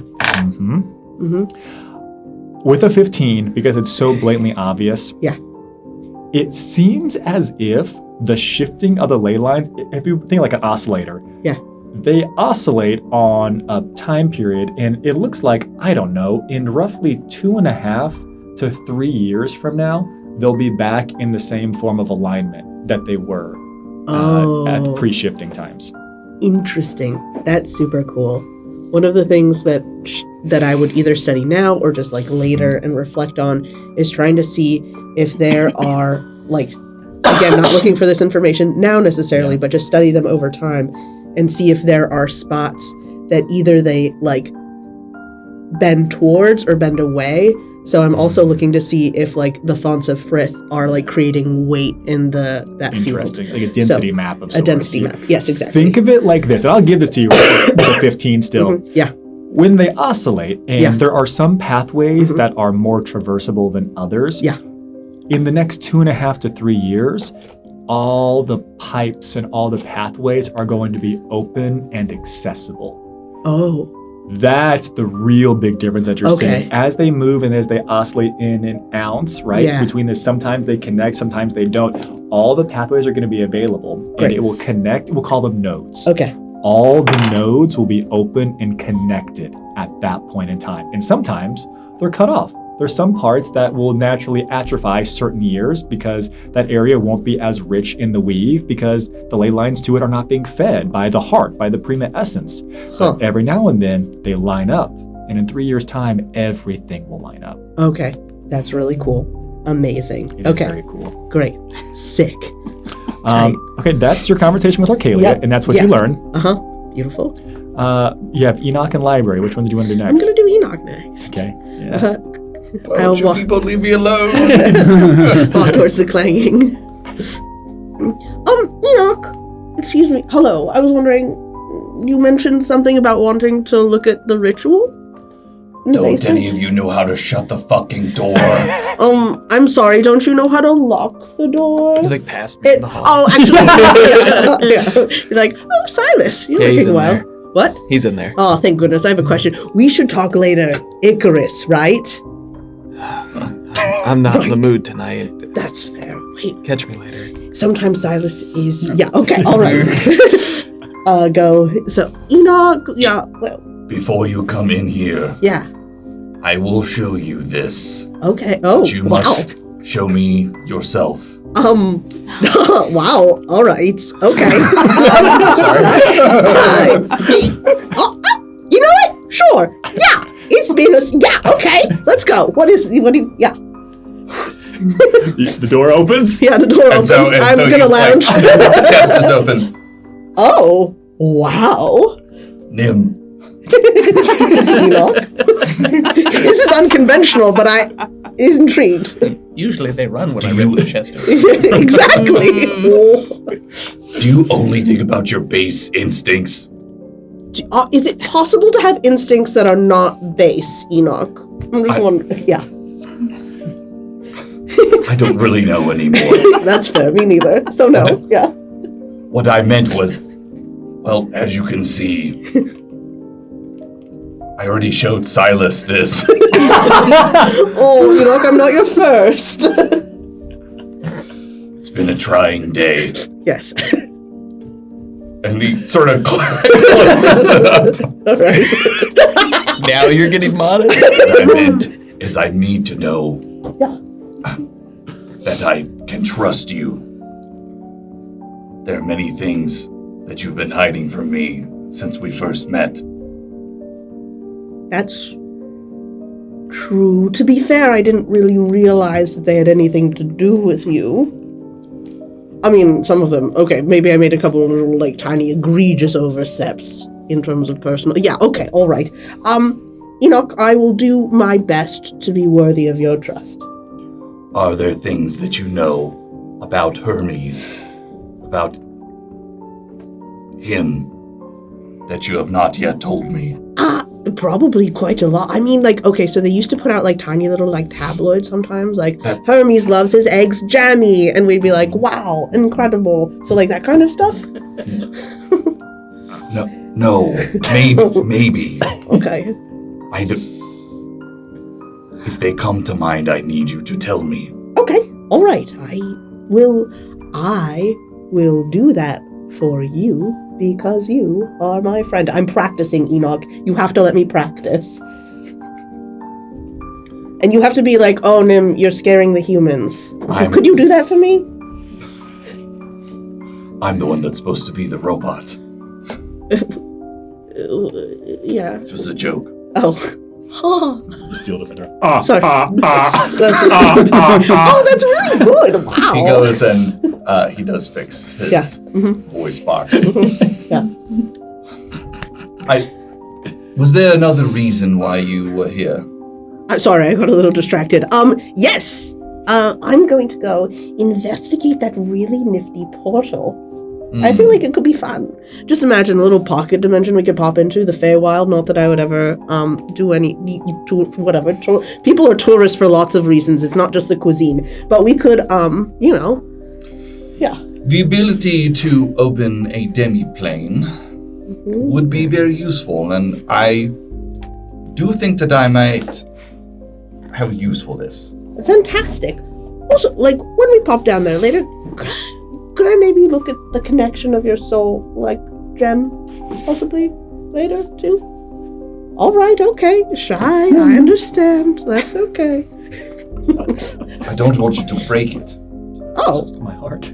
God, I would... Something of that rarity, Enoch. No.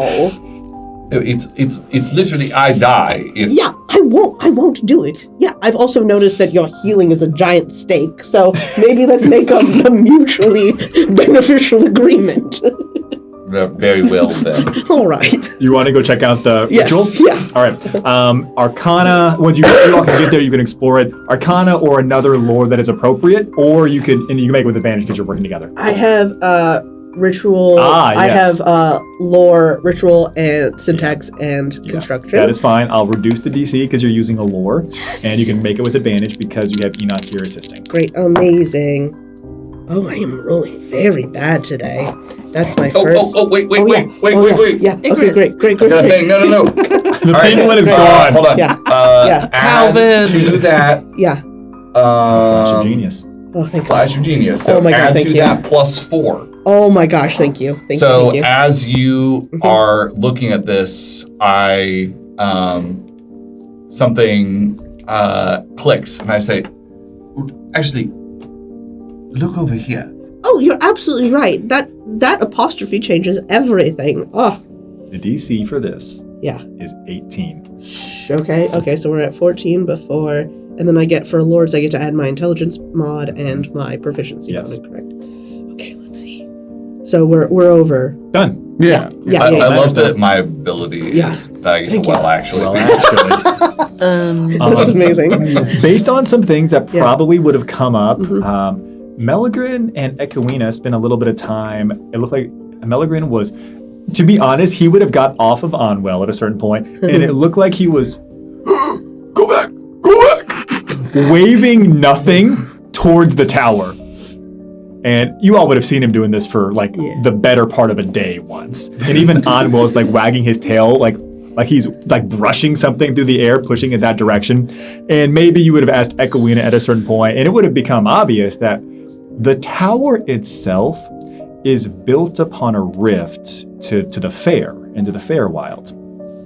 What was done here was an augmented, there's high-level spells. One of them that's probably most relevant. There's a 7th level spell called Magnificent Mansion. Okay. It's a permanent casting at a rift that goes to an extraplanar space. The tower is the perpetual focus for this casting of the spell.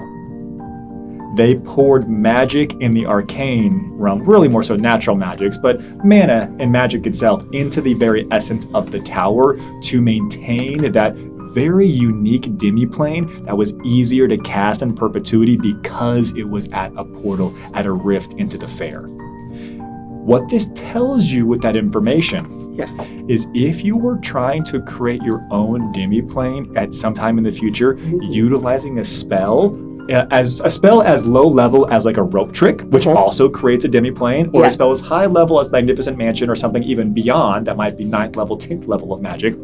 If you were to do it at a rift between extraplanar spaces, of which there are very few, because since the shifting, planar travel has been essentially cut off, it is remarkably easier to do, and the duration gets timey-wimey and a little bit wibbly-wobbly. That's super cool.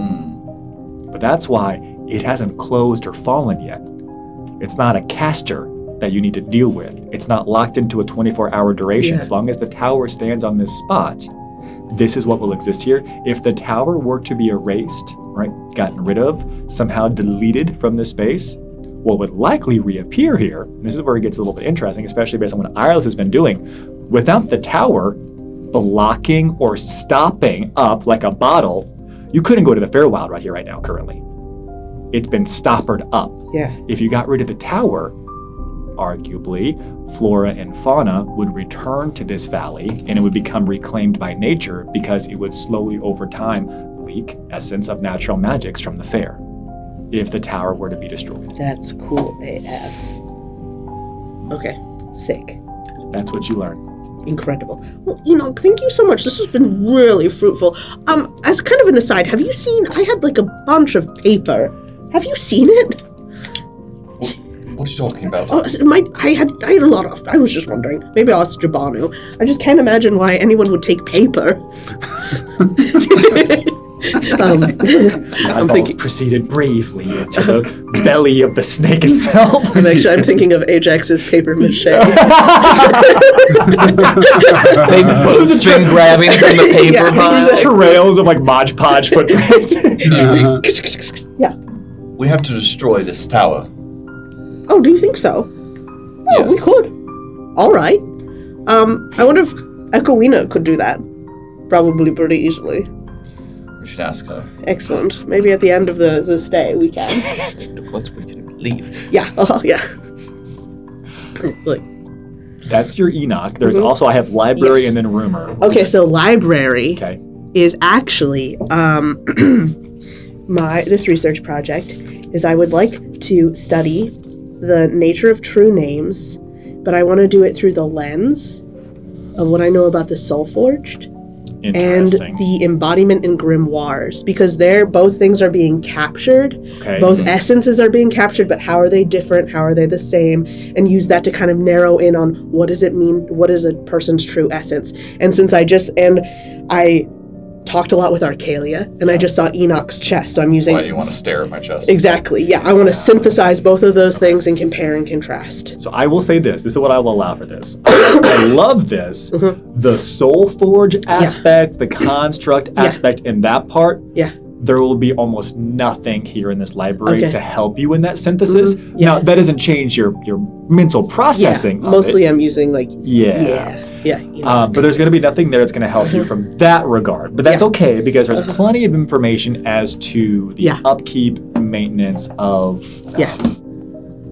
the grimoires and the Slayer lens of this. What I want you to do is I would like you to please and thanks make me a roll that is with a relevant skill that you believe.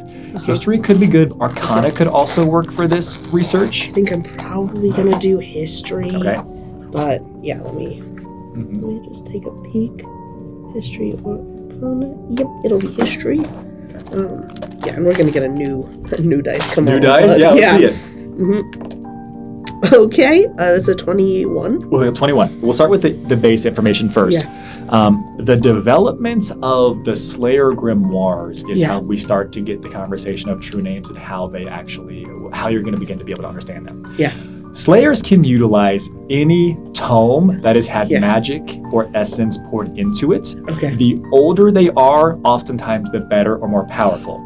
The caveat to this is that the most powerful Slayer grimoires that are in existence and noted today are left behind by mages or archmages or even hedge mages of individuals that were able to discover their own true names. Oh, interesting.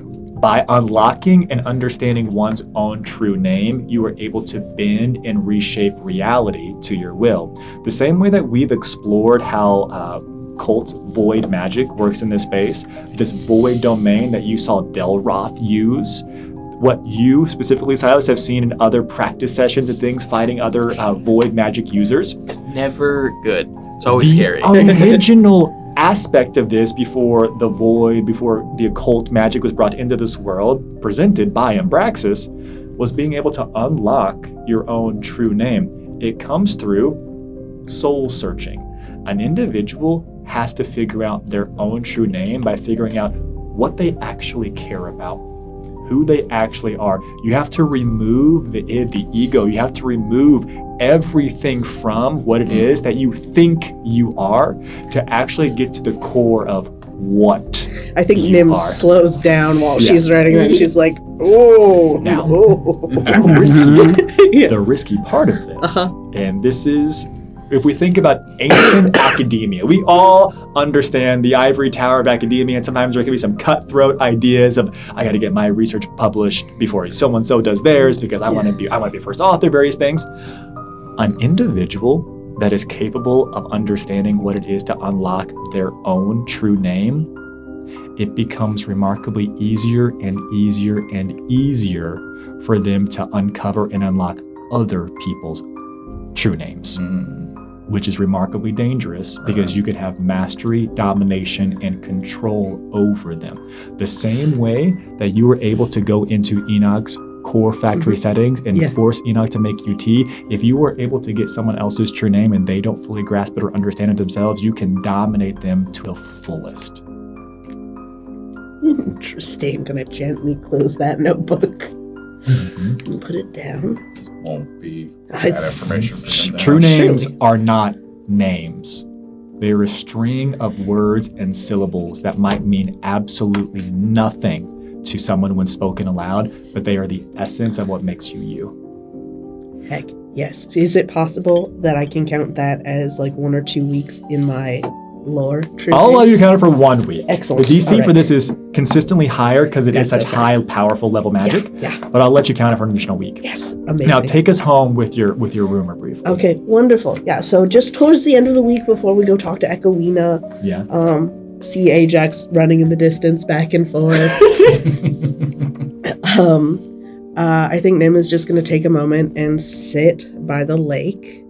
And I think she's had a lot to think about like who she is and what that means. And like it's swirling in her research and just kind of like Enoch asking her to be trustworthy. And I think she's reflecting back on the fight and just sort of like on what it means to see somebody or to see yourself in the person that you are killing.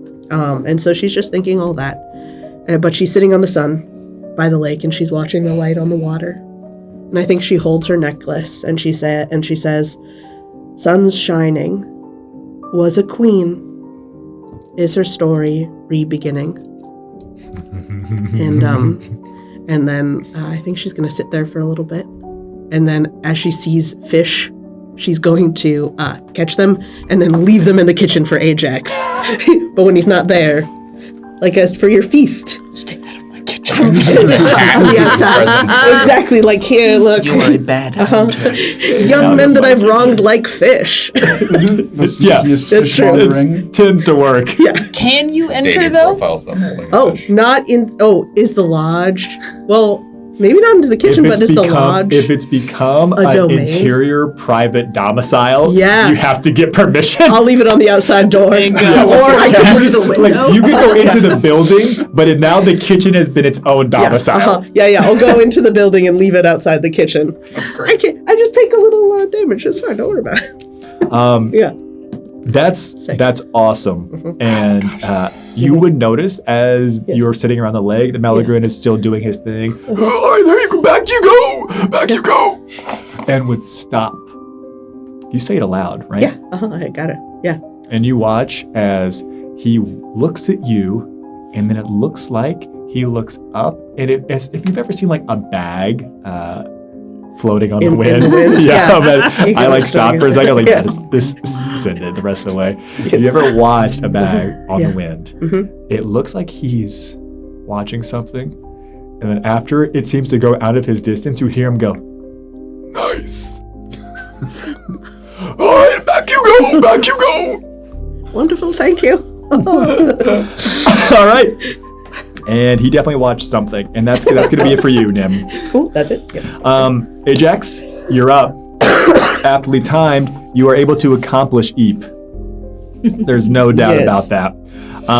Now, besides your private domicile in the kitchen, heading back to the woods, doing your paper mache, arts and crafts, and preparing for the festival. That's all stuff. That's no problem. You had enough. You got 7 days to do this as much as you want. Do you want to do anything else? Do you ask for help from anybody? You bring anybody else into this? Are you seeking anything? Or if you can, explore or identify any of the objects or items. Anything else you want to do? I can't do that. Okay. I didn't take that spell. I did think about asking Jabanu to help me, and then as I make my way, I stopped and I turned around and I said, that's a bad idea, and I went to go find Silas. All right. You find Silas. I heard you muttering, and I was like, no. The sweat on What? their brow. How early in the process did you find me? Probably day 3 or 4. When I realized as it was getting closer to the end of the week, I was like, oh my god, I got so much stuff to do and I'm not going to get it done. Silas is down by the lake, skipping rocks. Make it go 3. The rock will just stop. And it will skip back. I need your help. I'm ignoring the rock. Yeah, The spirit comes walking out of the water. yeah. If you look down in the reflection, on the reflection in the water, the spirit is catching the rock and tossing it back. Just 3. I learned a thing or two throwing those knives. I'll skip the rock.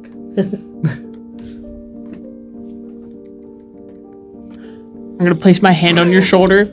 I need your help. Oh, God. And it's the immediate look of do I have to kill something? The spirit's already drawn a blade. Put that away. No.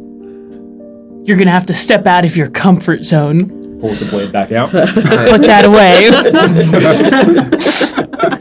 I have rules. I'm not going to do that play. No play. Castori should have told you that. There's no play. You guys aren't great actors, so it wouldn't work anyways. I've never tried in front of you. Would you like to? No. Ajax, you were there. You were there in the beginning. I was the one of the women with the boas, anyways. Oh. Oh no, I Going yes, past that makes that, sense. Right, yes. What's your other rules? That, you know what, they'll come up if they do. But I owe you, so gladly. Don't do this as an owing me. Do it as we're friends and stepping out of your comfort zone. Silas looks uncomfortable immediately. Good. The spirit has the blade drawn. Put that away. You don't really need it. He can help too. He really likes that thing. You ready to do some arts and crafts? What? I'm not going to your armor and start pulling you towards. I think I'm so caught off guard, I'm off balance when you pull me. Just the momentum carries. I'm going to pull you to where the singing happened, but it's set up completely differently. I ended up making paints out of certain flowers with mixed with water and other things that I carry on my person. There's a banner that needs decorated. There's multiple creations of figures being made out of Mod Podge, but they're not done yet. Half of them are still being painted. What do you want to do first? What the fuck are you doing? A party. Oh. What would you have me do? What are you good at? I'm good at great many things. When it comes to arts and crafts. About 60 feet away, you see the spirit has picked up one of those really tall poles that has a bird attached to it. And it's They have the spirit. Literally. It sends.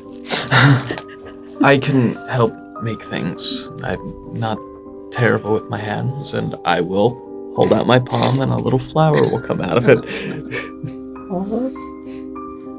It's so quick. you don't even notice the mask like changes to, I don't know, like with Persona 5, like Morgana's like mischievous like smirk. It changes to that.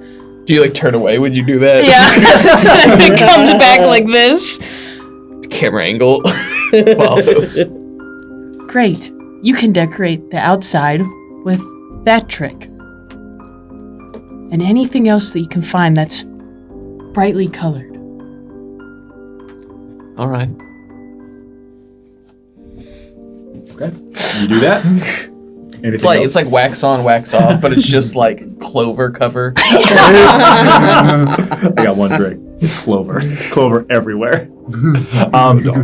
Anything else besides having someone be able to actually help you now so you can get this done on time? No, I'm just running around inside, going from job to job. I have the spirit hop on and do some stuff with me as well. All right. Hell yeah.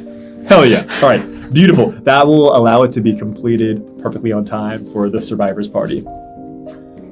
Okay, Jabanu, you're going to be taking us home here. We got 5 tables. Your order was the following. You're going to be writing the short story of the current Oddballs adventure. Yeah, that'll be right. You're over gonna, the course of the week. We'll roll for your trip story. See how truly unhinged or prophetic maybe it was.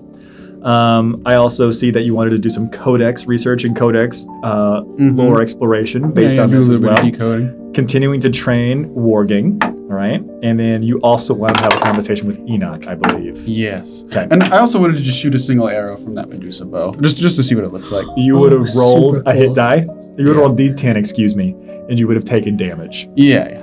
And it would have flown the normal range for a longbow, a composite longbow of that. Ooh. Yeah, truly. Which I actually think would be 600, 200 instead of 150, 600. Ooh, nice. You would have taken the damage, and whenever it got there, it would have split into 3 arrows and exploded. Dang. Mm-hmm. Cool. Well, it is cool. You do take damage, though, but it is cool. Neat. It will kill you, but it will look cool while you die. Hey. That's what matters. Yeah. Let's do the training to warg in. What do you think is a relevant skill or lore that you have for your warg training? Probably animal handling. Sounds good to me. Yes. Right. I'm gonna set this DC at 12. Similarly, early on, as you continue to shoot this a little bit, it's been a couple of weeks, but not terribly hard yet. All right. Got it. It's gonna be 7. Ooh, a 21 total. Okay. You can gain 1 more week of war training with that. So you can add that to your notes that you have. That's not gonna be a problem. Let's go ahead and roll for your trip story. And what I want to do here is I want you to roll a D100. I'm going to roll a D100. The further you are away from my roll, the more fucked up and twisted it is. The closer you are to my roll, you're actually possibly accidentally seeing aspects of the future Cool. with your story that you've written. All right. All right. I got a 17. Okay. I got a 31, so close, but not remarkably close. Yeah. What did you think you were writing during that? I think I was writing. I probably thought I was writing a treatise on the most fundamental truths of the universe. Most fundamental. Like I think I believe I pierced the veil and found the underpinning fabric of reality. Okay. You actually ended up going pretty hard on textiles, much harder on textiles than you anticipated. The fabric of the universe. Wait. Could he maybe have described that cloak perfectly? Yeah, that seems really reasonable. You literally were like the fabric of the, and then it just went into the description of fine fabrics in that cloak specifically. And it goes on for quite some time. Quite some time.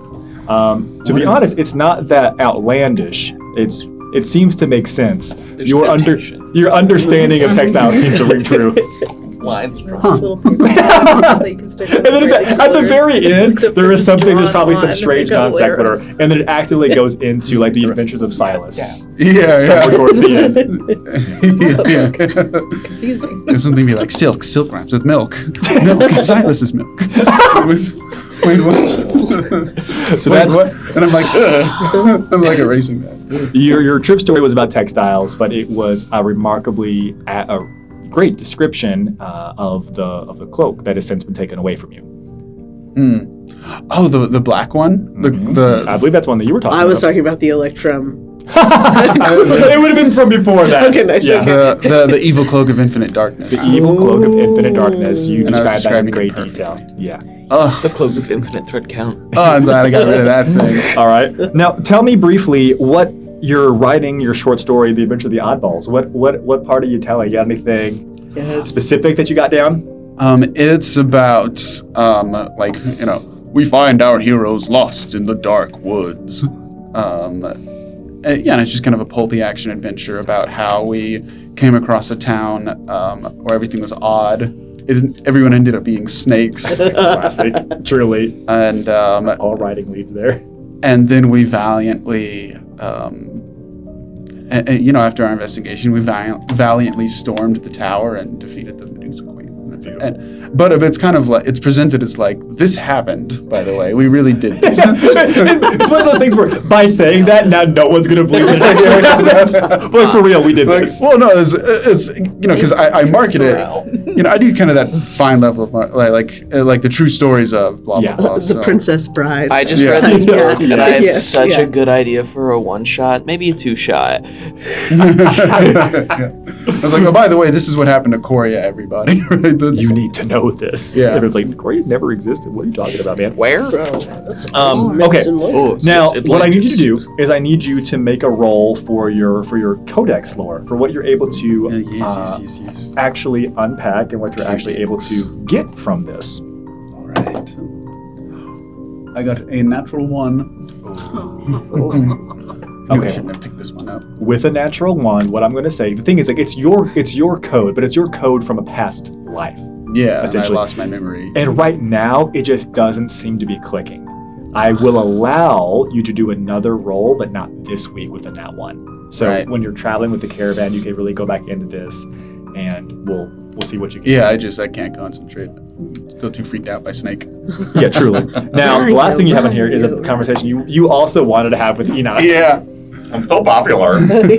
So I think I was like, holding some of that barding, and I was like going to the door, and I opened the door, and I cracked open the door, and then I heard, and heard, I don't forgive you. I don't want your forgiveness. And then I was like, ooh. And I closed it. And kind of backed away. Past Nim on the way out. Yeah. And then I was gonna come back. And Have then you seen my paper? why do you always sneak up on me like I'm that? walking so loudly right now. Rough night for Enoch. Proud for Nib. Yeah. No, I haven't seen any of Sleep, your, goddammit. your paper. Oh, thank you. Okay. All right. Are you going in to talk with him? Oh yeah, I was gonna check it out. Is it? Yeah. You first. Okay. Are you sure? Yeah. No. Go ahead. Okay. You Door should get numbers. slamming. Yeah. Oh wow, this will be fun. Silas is walking cranky.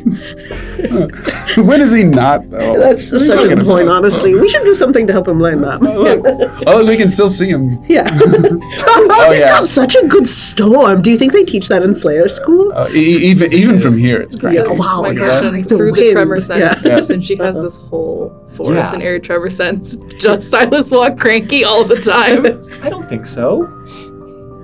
It's up to you. It's not a cranky walk. Actually, with this one specifically, this is like since I used my defensive tactics, Oh. it's walking without rhythm. Okay. No, it's like it's less of like to put it in like forest terms, less of like a wolf's prowl and more like a cautious deer approaching like a stream. Oh. All right, dope. Yeah. After Nim would leave Yeah. the room, you Yeah. could then choose to go and engage Enoch for the third conversation in a row. Knock, knock, knock. Bloody hell! The game is at you again. No, it's just me. I just wanted to check it and see how you were doing. Why is it? Come in. I'm going to come in. I'm going to kind of read the room a little bit and look at the barding, and I'm just going to kind of toss it to the side. So Like, he knows. he's like now like kind of tinkering with different like parts of his right arm. Hey, I know things have been a bit tense ever since it came out that you, caused the apocalypse or whatever. But You truly have a way with words, Chibanu. But I just wanted to tell you that, I really like this Enoch guy that I know, and I don't know whoever this Hermes is. I don't care about any of that. So, and at least it's better than my theory about what your origins were. Dare I ask what that is? I was like 99% certain you were like a sex robot. Because think about it. Like, number one, memory wipe, discretion, right? Number two, we found you, chained up in a basement naked. Pervert stuff. Water resistant. Number three, etiquette. You knew etiquette like most courtesans, And number four, obviously, You're hot as shit.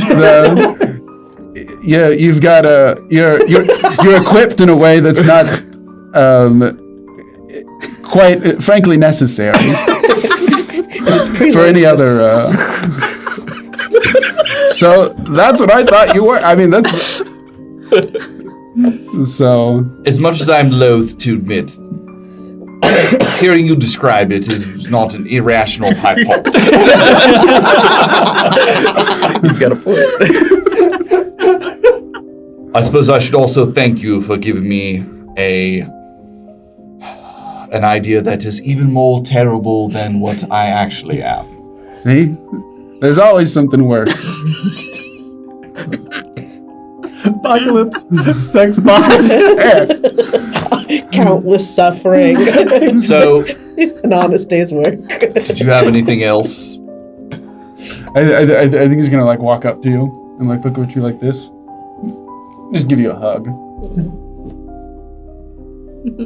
Are you trying to restrain me? No, I'm hugging you. This is a sign of affection. Why are you hugging me? Never mind. No reason. I was just trying to, I was comforting you, and this was supposed to be like the. Is it because you pity me? No, it's not pity. It was an expression of I like you, no matter what you've done. Why? I don't think you seem like you needed comforting. Chibanu, I'm not likable. Yeah, you are.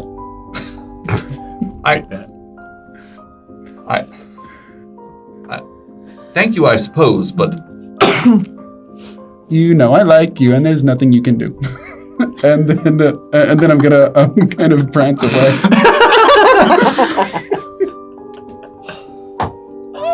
that's perhaps the most unsettling visit I've had so far. I feel a little bit bad. He pulls out the robe. I feel a little bit bad about this. I think as I go, I'm going to be like, oh, where's that harp? I always thought I could play the harp.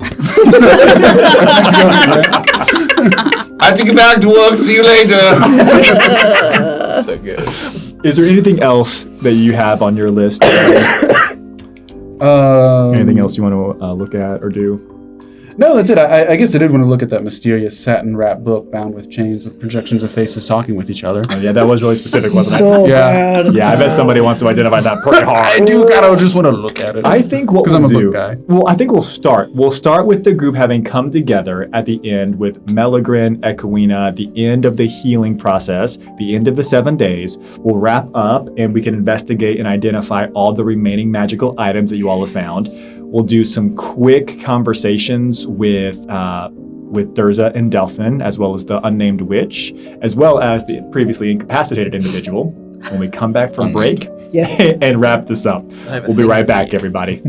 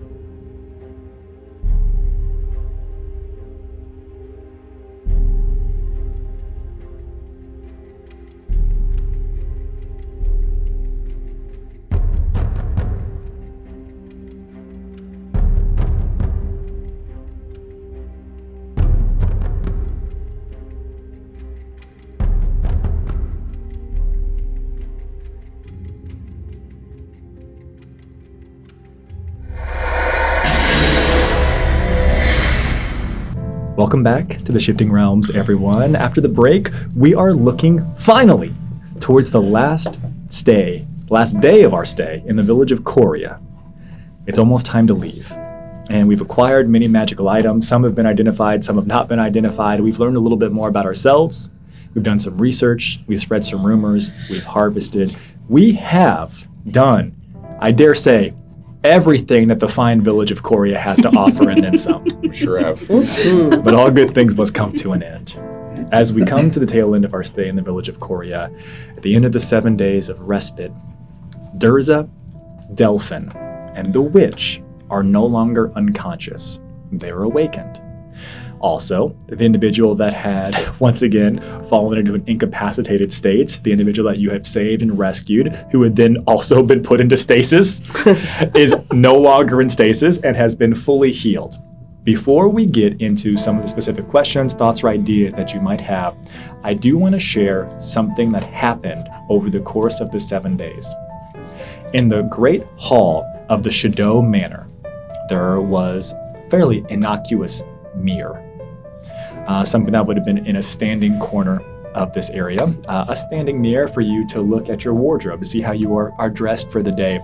At a certain point, and I don't care if somebody wants to say they saw it or didn't see it, but a finely gauntleted hand would have come through the mirror and dropped a scroll on the ground before receding back into the mirror. I don't care who would have noticed that or who would have picked that up. But if you open it... I think it was Ireland. Yeah, Ireland's. Beautiful. All right. I think you saw it, and no one will believe Open you. this by myself. I'm going to tell no one. If you were to open it, it would say this. Do you read Elven? Yes, Okay. I do. It would say the following. With the bindings broken, we are no longer bound by the ancient pact of our bloodlines. Your service is concluded. There is no offering of care we can make that will lessen the heart pains you now carry, but hear us all the same. We are in your debt. You and your family have done what our people thought impossible. The pact concluded, you are no longer bound to Coireah. You and your bloodline are free. We offer you eternal respite in Elder Tree if you desire it, or you may maintain oversight of the land of the valley as you wish. Signed, Archdruid Tovan Nadair and High Ranger Agnar Tierve. Well, they're definitely not talking about my family. I think I need to take this Burns to... it. What's it for me? Wrong number! Throw it right some at the paper. Perfect. So I will. I think I'm smart enough to know that that's definitely for the shadows. I'm fucking with you. I will take it to them and put it on the ground next to where they're buried. Okay. At this point, we'll say Melagrin's there. Melagrin's like, oh, I got mail. Mm-hmm. Yep. I think this is for Dorsa and Delphin. I'll get it in a second. I think Echoina's almost done. Ooh. Echoina, you can be present here for the collective group. I will not necessarily force you to bear witness to their emergence and re-emergence from the ground. It can be as graceful as Echoina wishes it to be, but I'd rather expedite this process and take it. They've been brought back up to speed. They've been cleaned off. They've had a moment to actually rest. 'Cause magical rest, when you're buried underground feels different than bathing yourself, right? Changing into your clothes in your house, right? Feels a little bit different. But after about an hour or two, you all could be collectively gathered back in the Great Hall of the Shadow Manor. Now, I don't want to take this from you all, so I'm going to give you all a chance. I am happy and willing to say that you all catch them up to speed and tell them everything that has happened thus far.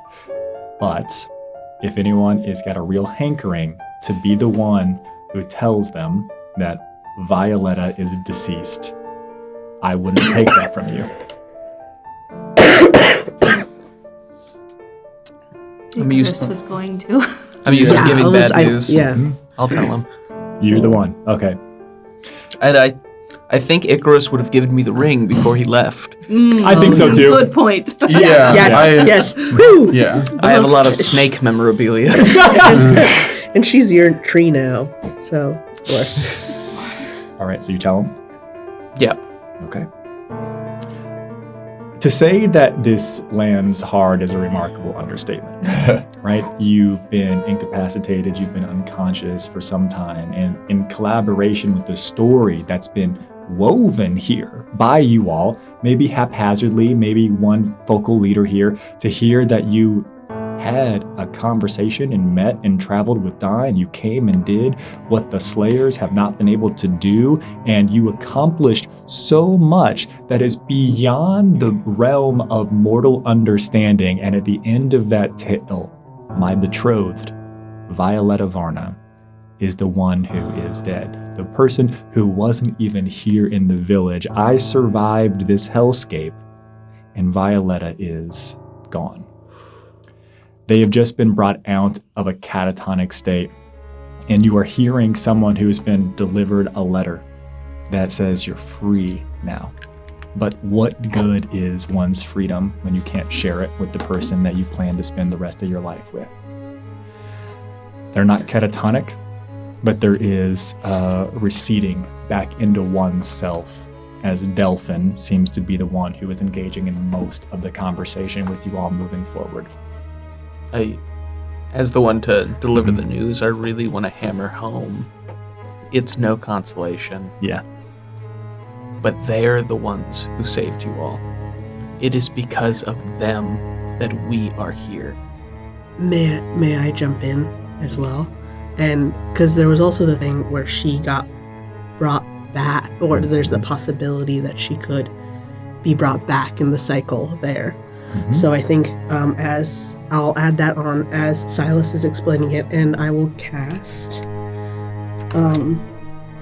I believe I have Silent Image, and I'm going to cast the Silent Image of her as the tree for him to see, like as we saw her, like full of lights. Yeah. It is silent, stoic tears.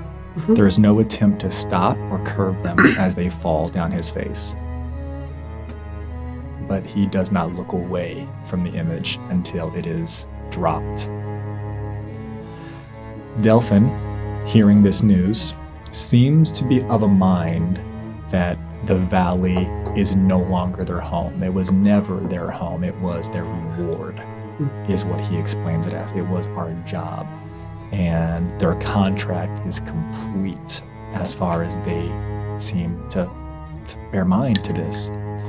Delphin, speaking on behalf of Durza and the other group, the other individuals here, which would still be the witch, as well as the individual that you have still yet to get their name, it'll come up soon, says that they plan to travel to Elder Tree.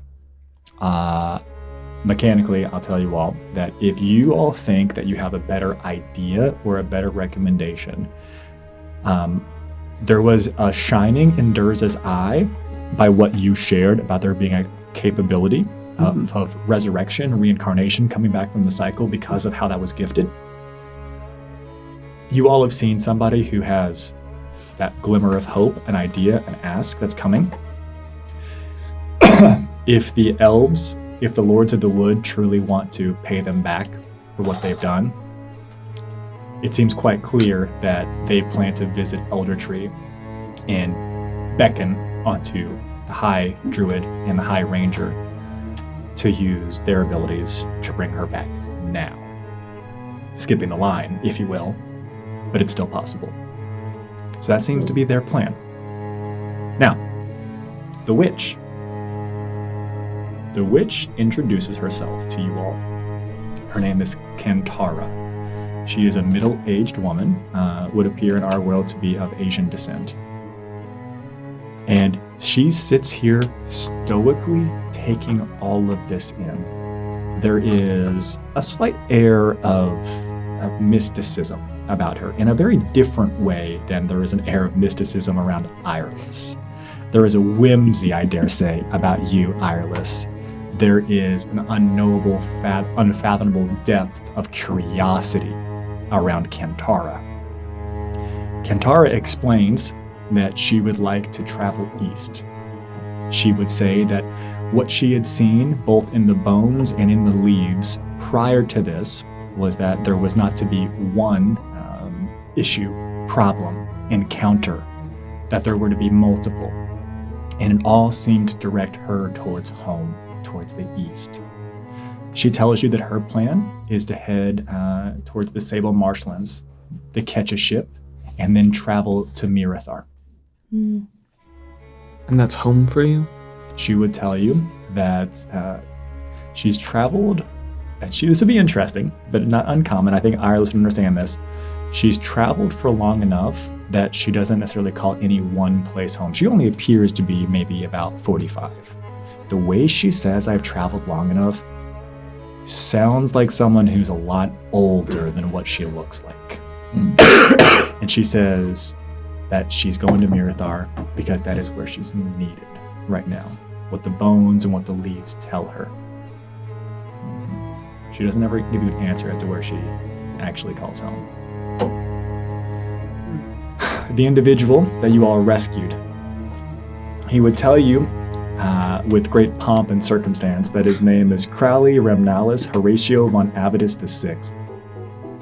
And as far as he is concerned, he is the current magister/leader of the family Horatio, and tells you all that they have access to proprietary information, and he'd be more than happy to pass along a monstrous amount of wealth to you all, and having rescued him from this terrible, terrible state. He says he just needs to go back to Archaeath and connect with his, his bookkeepers, go back to his manor, and go take care of a few things. I will tell this to all of you, but especially Nim and Jabanu, who have done multiple roles in this. Their wardrobe appears to be roughly 190 years out of date.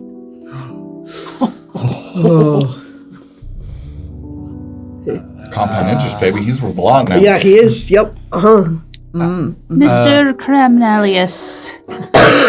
Yes. Can we get something in writing from you? Yes. Of course. Thank you. Right now. Right now? Oh, We can take care of all of us back in my estate. we're not going there. Mr. Crowley, you have to understand. Please.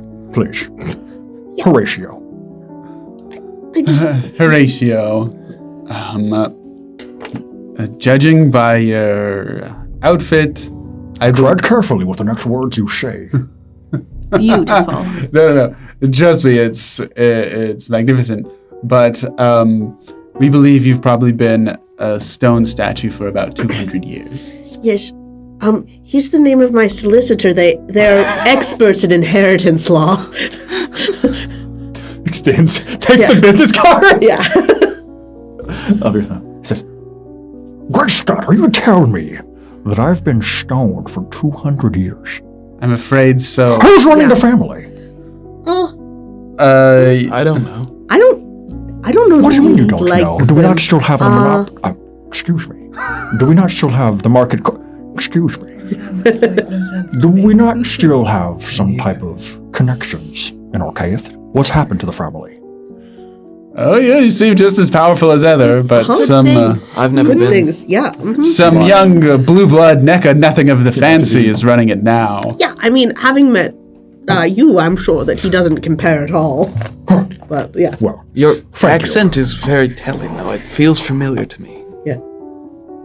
so you have had a run-in with someone of the family, Horatio. Couldn't tell you when. It's a really apt use of the word. Running. Yeah. Yeah. I have a question. Please, Would you like to? we had someone of your very similar model back at the manor. You speak so well. Yes, I do. The ones such as me that you had at your manor, what were they like? Well, they didn't ask as many questions as you. They were discreet. I'm gonna hold Enoch's hand and like squeeze it. Do you like grapes? Well, in fact, we grow grapes at the manor. Oh my god. Yep. He looks around. If it's information that you truly wish, instead of rubies and wealth, I could share a piece of information with you.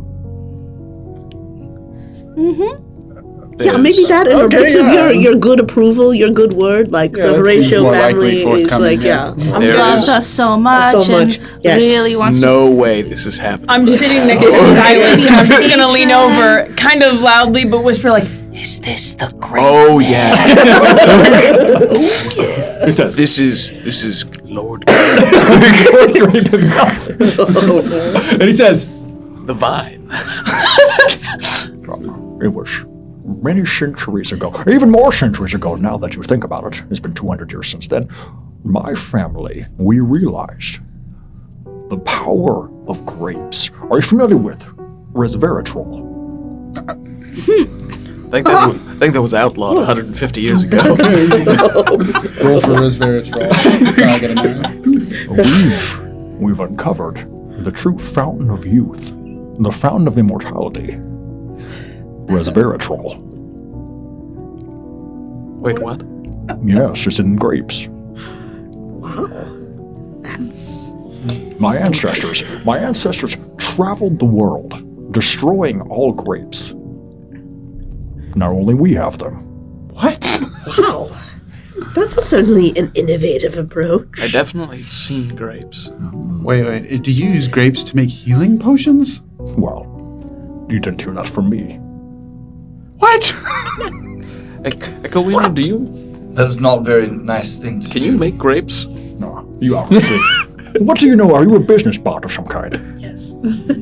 Squeeze your hand again. No, I'm just a servant. Silas asked if she can make grapes, and she just dead stares this man. And then For the record, puts you her can hands make grapes. together and just. Great Scott, where did you get them? The man thinks he owns grapes. He's got a patent. I made them. Hands them to Silas. Probably. Stop. No. Give a card or something.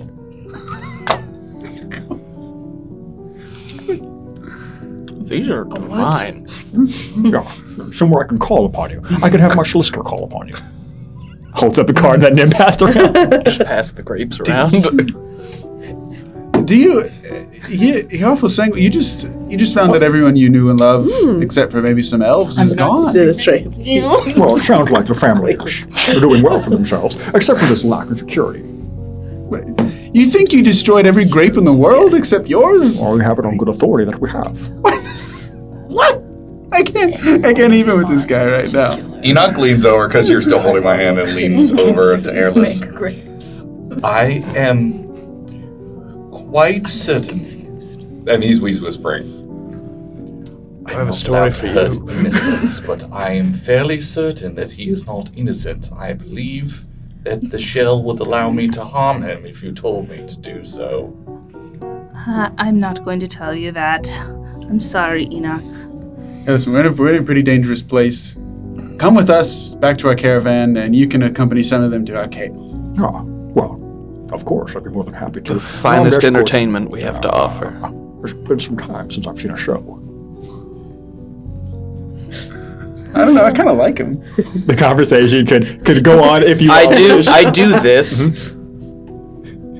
There is no way this is happening. And I just have a grin. It is important to know. If Icarus was here. Icarus would fucking die. Wait till Alvin meets this man. Is the real thing because Alvin is still back at the caravan. True. Here's what's really important for y'all to know. Alvin's got this. This is I think this is so brilliant and so stupid. Yes. Because you're Giovanni being like, you think that you destroyed all grapes? Are you fucking mad? But you know how certain species of fruits and vegetables essentially can be lost, go extinct, and other lines continue on? The family Horatio did just that.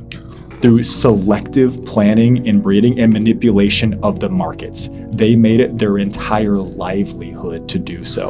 Oh, They like shorted what grapes. people did with bananas. They have ensured that they are the only individuals who have access to that strain, that lineage, that species of resveratrol producing grapes. Other individuals, this means nothing. This means actually fucking nothing to Echoina and Do Melody. these grapes taste different? Those grapes fucking slapped, Silas. They're great. You feel healed. Gods. Nim, can you Just eat like, these? Oh, there's the second he says that what comes For out of this science. grape is like, what is he talking Yeah, I've never heard of You it. love science. The fountain of I youth. love science. They have But I remember cornered that fruit the size. market. They've cornered the market. They're the only individuals able to produce and harvest, and they guard the location of their grapes. Oh my god! It is One-shot grape heist? It is the most protected information of their family. I was not planning this among the things to give them, but she's going to, while he's not paying attention, she's going to bite. She's going to eat a grape, and then she's going to palm several seeds to Silas. Yes. Since he's next to Makes her. a note. Yeah. That definitely causes problems down the road. All right, you have grape seeds. You got grapes. And Druidcraft. And Druidcraft, and it's fucking over now. At the end of, there's this conversation, you know about this. Blows over. Got an idea. The way that is planning to move, Echoina, Melagrin, and Onwell are willing and happy to escort you all to the edge of the wood. Echoina and Melagrin have explained to you all that nothing moves in the Great Viridian Wood without their collective knowledge. If you wish to return back to the caravan, they can open up a tree and send you to the caravan like so. But Melagrin and Echoina have also heard there's a few last minute things that you all want to do. A party, Just 2 A hours at destruction. the party. a destruction of a tower, perchance. So Combine the events. Yeah. Fireworks. Yes. Cigar. We can't move the party. It is rooted. Okay. I can remove the tower from any place. you all could be up on a hill by the farm, so confused. looking down into the valley, and could destroy it from there if you wanted. Yeah. All right, so you all are going to go to You the can party. do that You're going to have a time. party for 2 hours. Between the Why'd two you of send you, us into can you the please just snake way? briefly describe, like, what did the sign say? What's the party look Yes. The sign Are there says- hats? like? You made it. The sign We're says dealing with you didn't clearing die. the veins. Congrats. Which is causing havoc. There's just, like, in the corner, has a party hat on sideways, I am sorry. and he's just eating whatever snacks you provided with a deadpan look on his face. They do know I just lost the love of my life. They don't even know that I'm mourning. Have a great. Could this have been important? It's like Hulk in the taco scene. Here. Anything else important at the party? It's a fun time with a lot of fun guys with fungus. Yes. There could be. I have a party favor for Chibata. Oh, yeah. Oh, yeah. I think I'm like sitting sit on the down at one of the tables next to Chibata. For the record, Horatio is there as well. He's at his own table. Damn it. Why would he want to sit with So the? few people. Everyone gets their own table. Oh, Actually, I hear they really upped the budget this year. in a There's very good 5 mood. tables. He does wish to give you all boons. No. It's called. There was one big table, and then I met the great man, so I went to a house and I rated it for their table, and I brought it back, and I said, "For you." VIP treating, thank you. Chibata, the week really got away from me. I wanted to talk about that. Yeah. The Medusa. The what? Remember when you tried to get yourself killed? I know. I remember. I'm just kidding. Yeah. That was the dumbest thing that I've seen in a long time. You just ran straight at it. That sounds so brave. And it was. Incredibly brave. You Oh. knew that wouldn't work. You know, I Just know, buying but- time for us all. You just had to know it was this truly terrible plan. Yes. I've That's gravely what- misjudged you, and I'm sorry. I heard you were supposed to be a guardian, and, well, it seems a guardian of convenience, but I apologize. That being said, I know things out here are frightening, and you've made your fear quite clear at a number of occasions, but it doesn't stop you. But I want you to know that you don't have to be alone. And I will produce, it's like a small, like, tumbleweed, that looks like it's made out of, like, dried thorns, very similar to what you'd find on my horn. And I'll say, I want you to have this. And anytime that you really find yourself in dire straits, just crush it, and I'll know. And I will, like, bring it up to your scarf, and it will, like, sprawl out. And it's gentle, but it, like, kind of like thistles onto one of the moons. Oh, would you look at that? Well, thanks. You know, I'm not.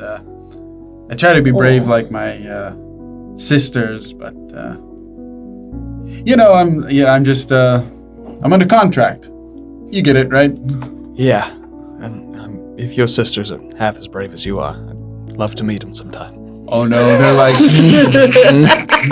Oh no, they're like 4 times as brave as me. How brave are they? Wow. Wasn't trying to make it a competition, but okay. No, they kick butt. They do. About 60 feet away. Your spirit. He loves that thing. Sorry, I'm trying to focus on. Like a child. Trying to focus right now, but your spirit's really. No, he's really fucking sitting that thing. It's been a while since I've seen him this energetic. Is there another one of those? Yeah, hell yeah, there are. The Steel Defender. After a certain point, they've come closer together, and then they hit, and they explode with confetti that undoubtedly the two of you have filled the birds with. I'm behind like the buffet table, like all according to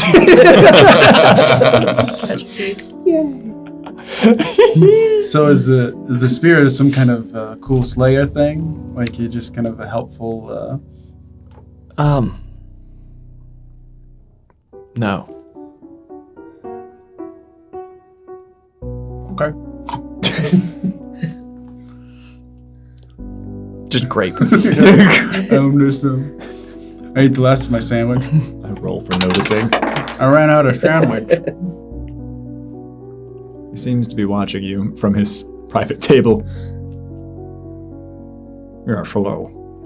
Passes you another cluster of them. He looks like he's reaching for a pocketbook of some kind that isn't there. Garage. I'm destroying all this evidence. Don't even worry about it. I see. I'll let this slide just one time.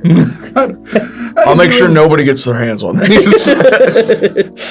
How did you end up attacked by a Medusa anyway? Oh, that's a good It's question. quite a story. I'll tell you the tale. And he launches into it. Essentially, the story is 5 of them. Yeah, the story is quite short, but the story is thus: they had received information. They had received information that there may be a rogue vineyard here in this valley, Yes. Ooh, this is adding evidence to that. and they had come to discover if that were the case and to exact their judgment upon the people of this valley. They believed that it was in the one location. They had some type of, we'll call it a vertical vineyard of some kind. They would not let him into the tower at the center of the lake. So he went exploring on his own. And that's how he stumbled into this troubling circumstance. The issue with a lot of vertical farming, I think, is the Medusa's. At a certain point, the heat source. Meligrin probably would be the one who would say, All right, I think we have one other thing in store. Coireah, do it. There are several its. Which one? I was going in order of least explosive to most explosive. and he winks at you, but with both eyes. Oh. Yeah. So she's making the guess about what he wants. Yeah, that's right. Do it. Okay. So she closes her eyes to concentrate, and there's a faint glow in between her clasped hands. And as this happens, the kind of chitin she wears starts to sort of flake off, almost in the shape of like falling leaves, and that moss pulling apart when she gave you the chunks for arms. It pulls away, and then it starts to continue, and it completely sheds off, like leaving behind perfectly smooth and glossy quartz, just her entire person. She is shaped out of it. It matches her features and everything, and you can see through the clearer parts of the opaque, the semi-opaque quartz, darker stone, and the branches become more saturated in color. They're look less like the dry wood in the picture and much more alive, and moss blooms over this sort of wooden tree bark sort of bodice that's happening, where there's like an opening here, and there's moss over it and under it, and then there's a hole right about here where it kind of swirls out. And when she and her the hair part, the front part that looks like regular hair, it sort of blooms into the leaf, the long strands of leaves she has down her back. The hair turns into more of that, following her hairstyle, but it's has roots spreading out, just kind of overlapped a little bit over her forehead. She looks like she's made of the natural surroundings, just a bit more refined and shaped. And when she opens her hands, there is a slightly thrumming seed. This will allow you transport anywhere within the Viridian Woods. It is a singular use, but you don't need to have seen it or have been there. You need only wish it. And then there is a loud explosion outside. If you were outside, you just see these large roots kind of come up almost like a kraken out of the lake and just over the tower. And in probably less than a minute, just it's almost like the earth is eating all the stones and everything, and it's gone. Oh. And there's just smooth ground and then vegetation that grows over it. Oh, and no. she hasn't moved. She's just, and now it is gone. Nim, did you get a chance to look at the ritual down there? Yep, we got it. Don't worry. Oh, well, okay, well, that's Yeah. good. Yeah. It's That gone. was the Yeah. coolest thing I'd ever seen. That was so cool. What a finale to the party. Bravo. Yeah. Missed it. You're turning the wrong direction because you were too cool. Good plan is messing with the food. Just, My finger sandwiches. And for you, Dursa, my shell does not break easily. It has taken multiple taking down a tower to open the portal, making this. I have also simultaneously grown Violetta's tree to the age and height it will need to be to bring her back, should you convince the Lords of the Wood to do so. For the first time, he breaks out of this stupor. Why would you have done that? The steel defender and the spirit slowly stop spinning their sticks. There has been much loss for so many cycles, and this is the first cycle when I have been free enough, when we have been free enough to do so. We know what it means to lose what we hold dear, and if we can mitigate it, and if they succeed, we can mitigate even more. She rests in the planet. She will come back. Tears begin to flow. and through some type of measured breathing that they seem trained to utilize to maintain themselves under stress and pressure. Thank you. The tower is destroyed. And as the party goes on for the next hour or so, we'll say this is maybe the crescendo, the peak here, you all would already begin to witness the wonder of having destroyed the tower as wildflowers begin to fill the valley. You can hear buzzing returning to this place. You can see birds and woodland creatures scurrying, as if from the center of the valley, not from the wood itself. There is a whimsy to this place that seems tethered to where the tower and where the lake once was. The lake is gone. The maw of the earth, having opened up and consumed the tower, took the water with it. It'll be back. Probably. Sorry, fish. Don't worry, they're somewhere else. Okay, They're in yeah, that we're in a better place She that- moved them. Yeah, oh, perfect. Yeah, I go in Those with that. birds are having There's a feast. fish Yeah. smoking somewhere. Holy fuck, guys! They're in the recuperation pod back home. It's fine. You are never gonna believe this. Globa. Kennedy senses a disturbance. In the fish. And as you all are brought to the edge of the Great Viridian Wood, Meligrin would tell you all the following. All right. Well, I want to send you back. You meet up with your friends. You go wherever you gotta go. But just know, And he points to Coireah. that seed that Coireah has given you, anywhere you want to go, anywhere our forest is touched, you may visit. This one's free though. And he touches a tree. And it opens up. Everybody gets one. That's two. But you get two because you're not everybody. We're just us. Enoch, He touches his nose. I have a gift for you to use when you feel ready. And she'll reach up under her hair, and because she hasn't gone back to her camouflage. She's still in her actual appearance. She pulls out this, about this big, this leaf that looks like it's been shaped out of emerald. Just a crystal. And if you squint, it's almost like there's a scene happening, but it's not defined enough. And she's going to hand it to you. You will need to find one of the trees of memory to use it in its pond. But that memory is from that day, that last moment. When you did right as you could.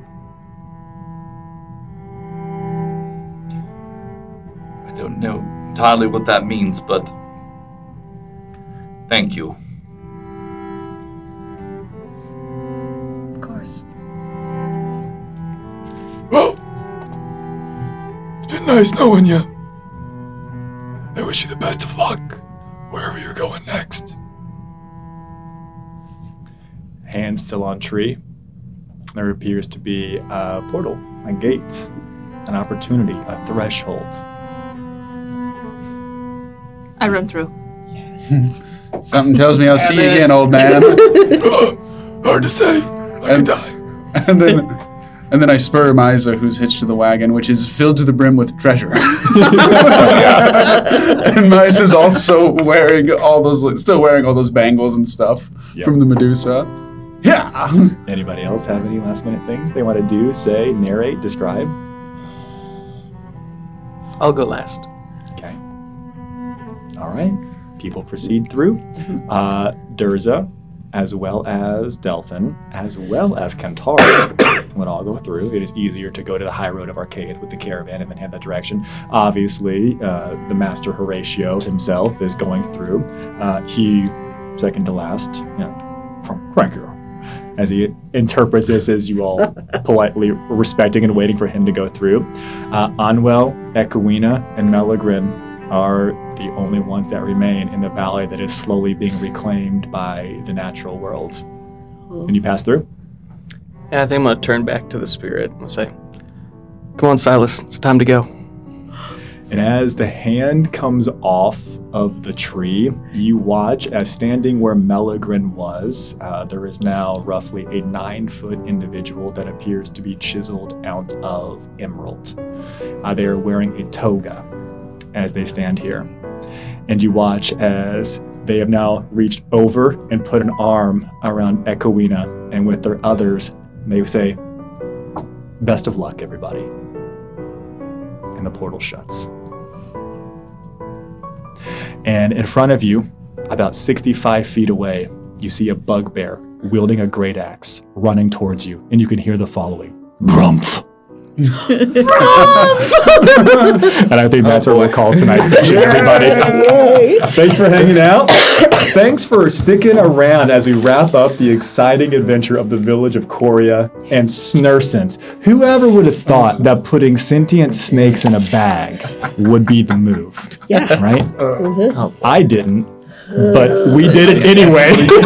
Sometimes it just works. Sometimes it just works. It was never on That was Yeah. my fever dream story. It's like, snakes in bags. this is the idea that I run with. Snakes in bags. How about a big round of applause and a big thank you for Maddie for coming through and playing as Coireah to help balance out. Oh, man, Melagrin. I love the dichotomy. A lot of fun. So good. Yeah, thank It you. was a chiseled emerald god. Thank you. But as we continue forward with the next adventure in the Shifting Realms, we meet back up with the caravan. We will be traveling to the Archaeith High Road, where we will be saying farewell to a number of NPCs, including Lord Jukari Esters. Oh no. As the caravan proceeds west-northwest to an area known as Neera's Roost, where you all are going to have to decide moving forward. How are you going to get there? It's an important way to remember, right? We have some information here that you all need to know now and at the beginning of next session. You have a seed of, essentially, tree stride of anywhere there is a tree on the continent of Viridia. You don't have to have been there or seen it. You just have to want to be in that general vicinity, and you can take it there. Single use. You also have a gem of teleportation that Alderot gave you that only goes to Neera's Roost because he pre-configured it and preset it before he gave it to you all. Sick. So you have a pretty unique opportunity to decide. You all know that in roughly 2 to 3 months, you need to be in Neera's Roost to meet up with Icarus. All right? But how you spend a little bit of that time is up to you. Use it all and then bam, last minute, or go early, get your bearings, and do some exploration because it was told to you all that it is believed that there is a font of Frith in the mountains near Neera's Roost. Sick. So you could go exploring on your own early. But first things first, we make it to the Archaeith High Roads, and we say farewell to Jukari, and then we move forward. Sound good? Sounds good. Yeah. Sounds good. Yeah. We'll see you all next time on the Shifting Realms. Thanks for hanging out, everybody. Bye. Have a good night.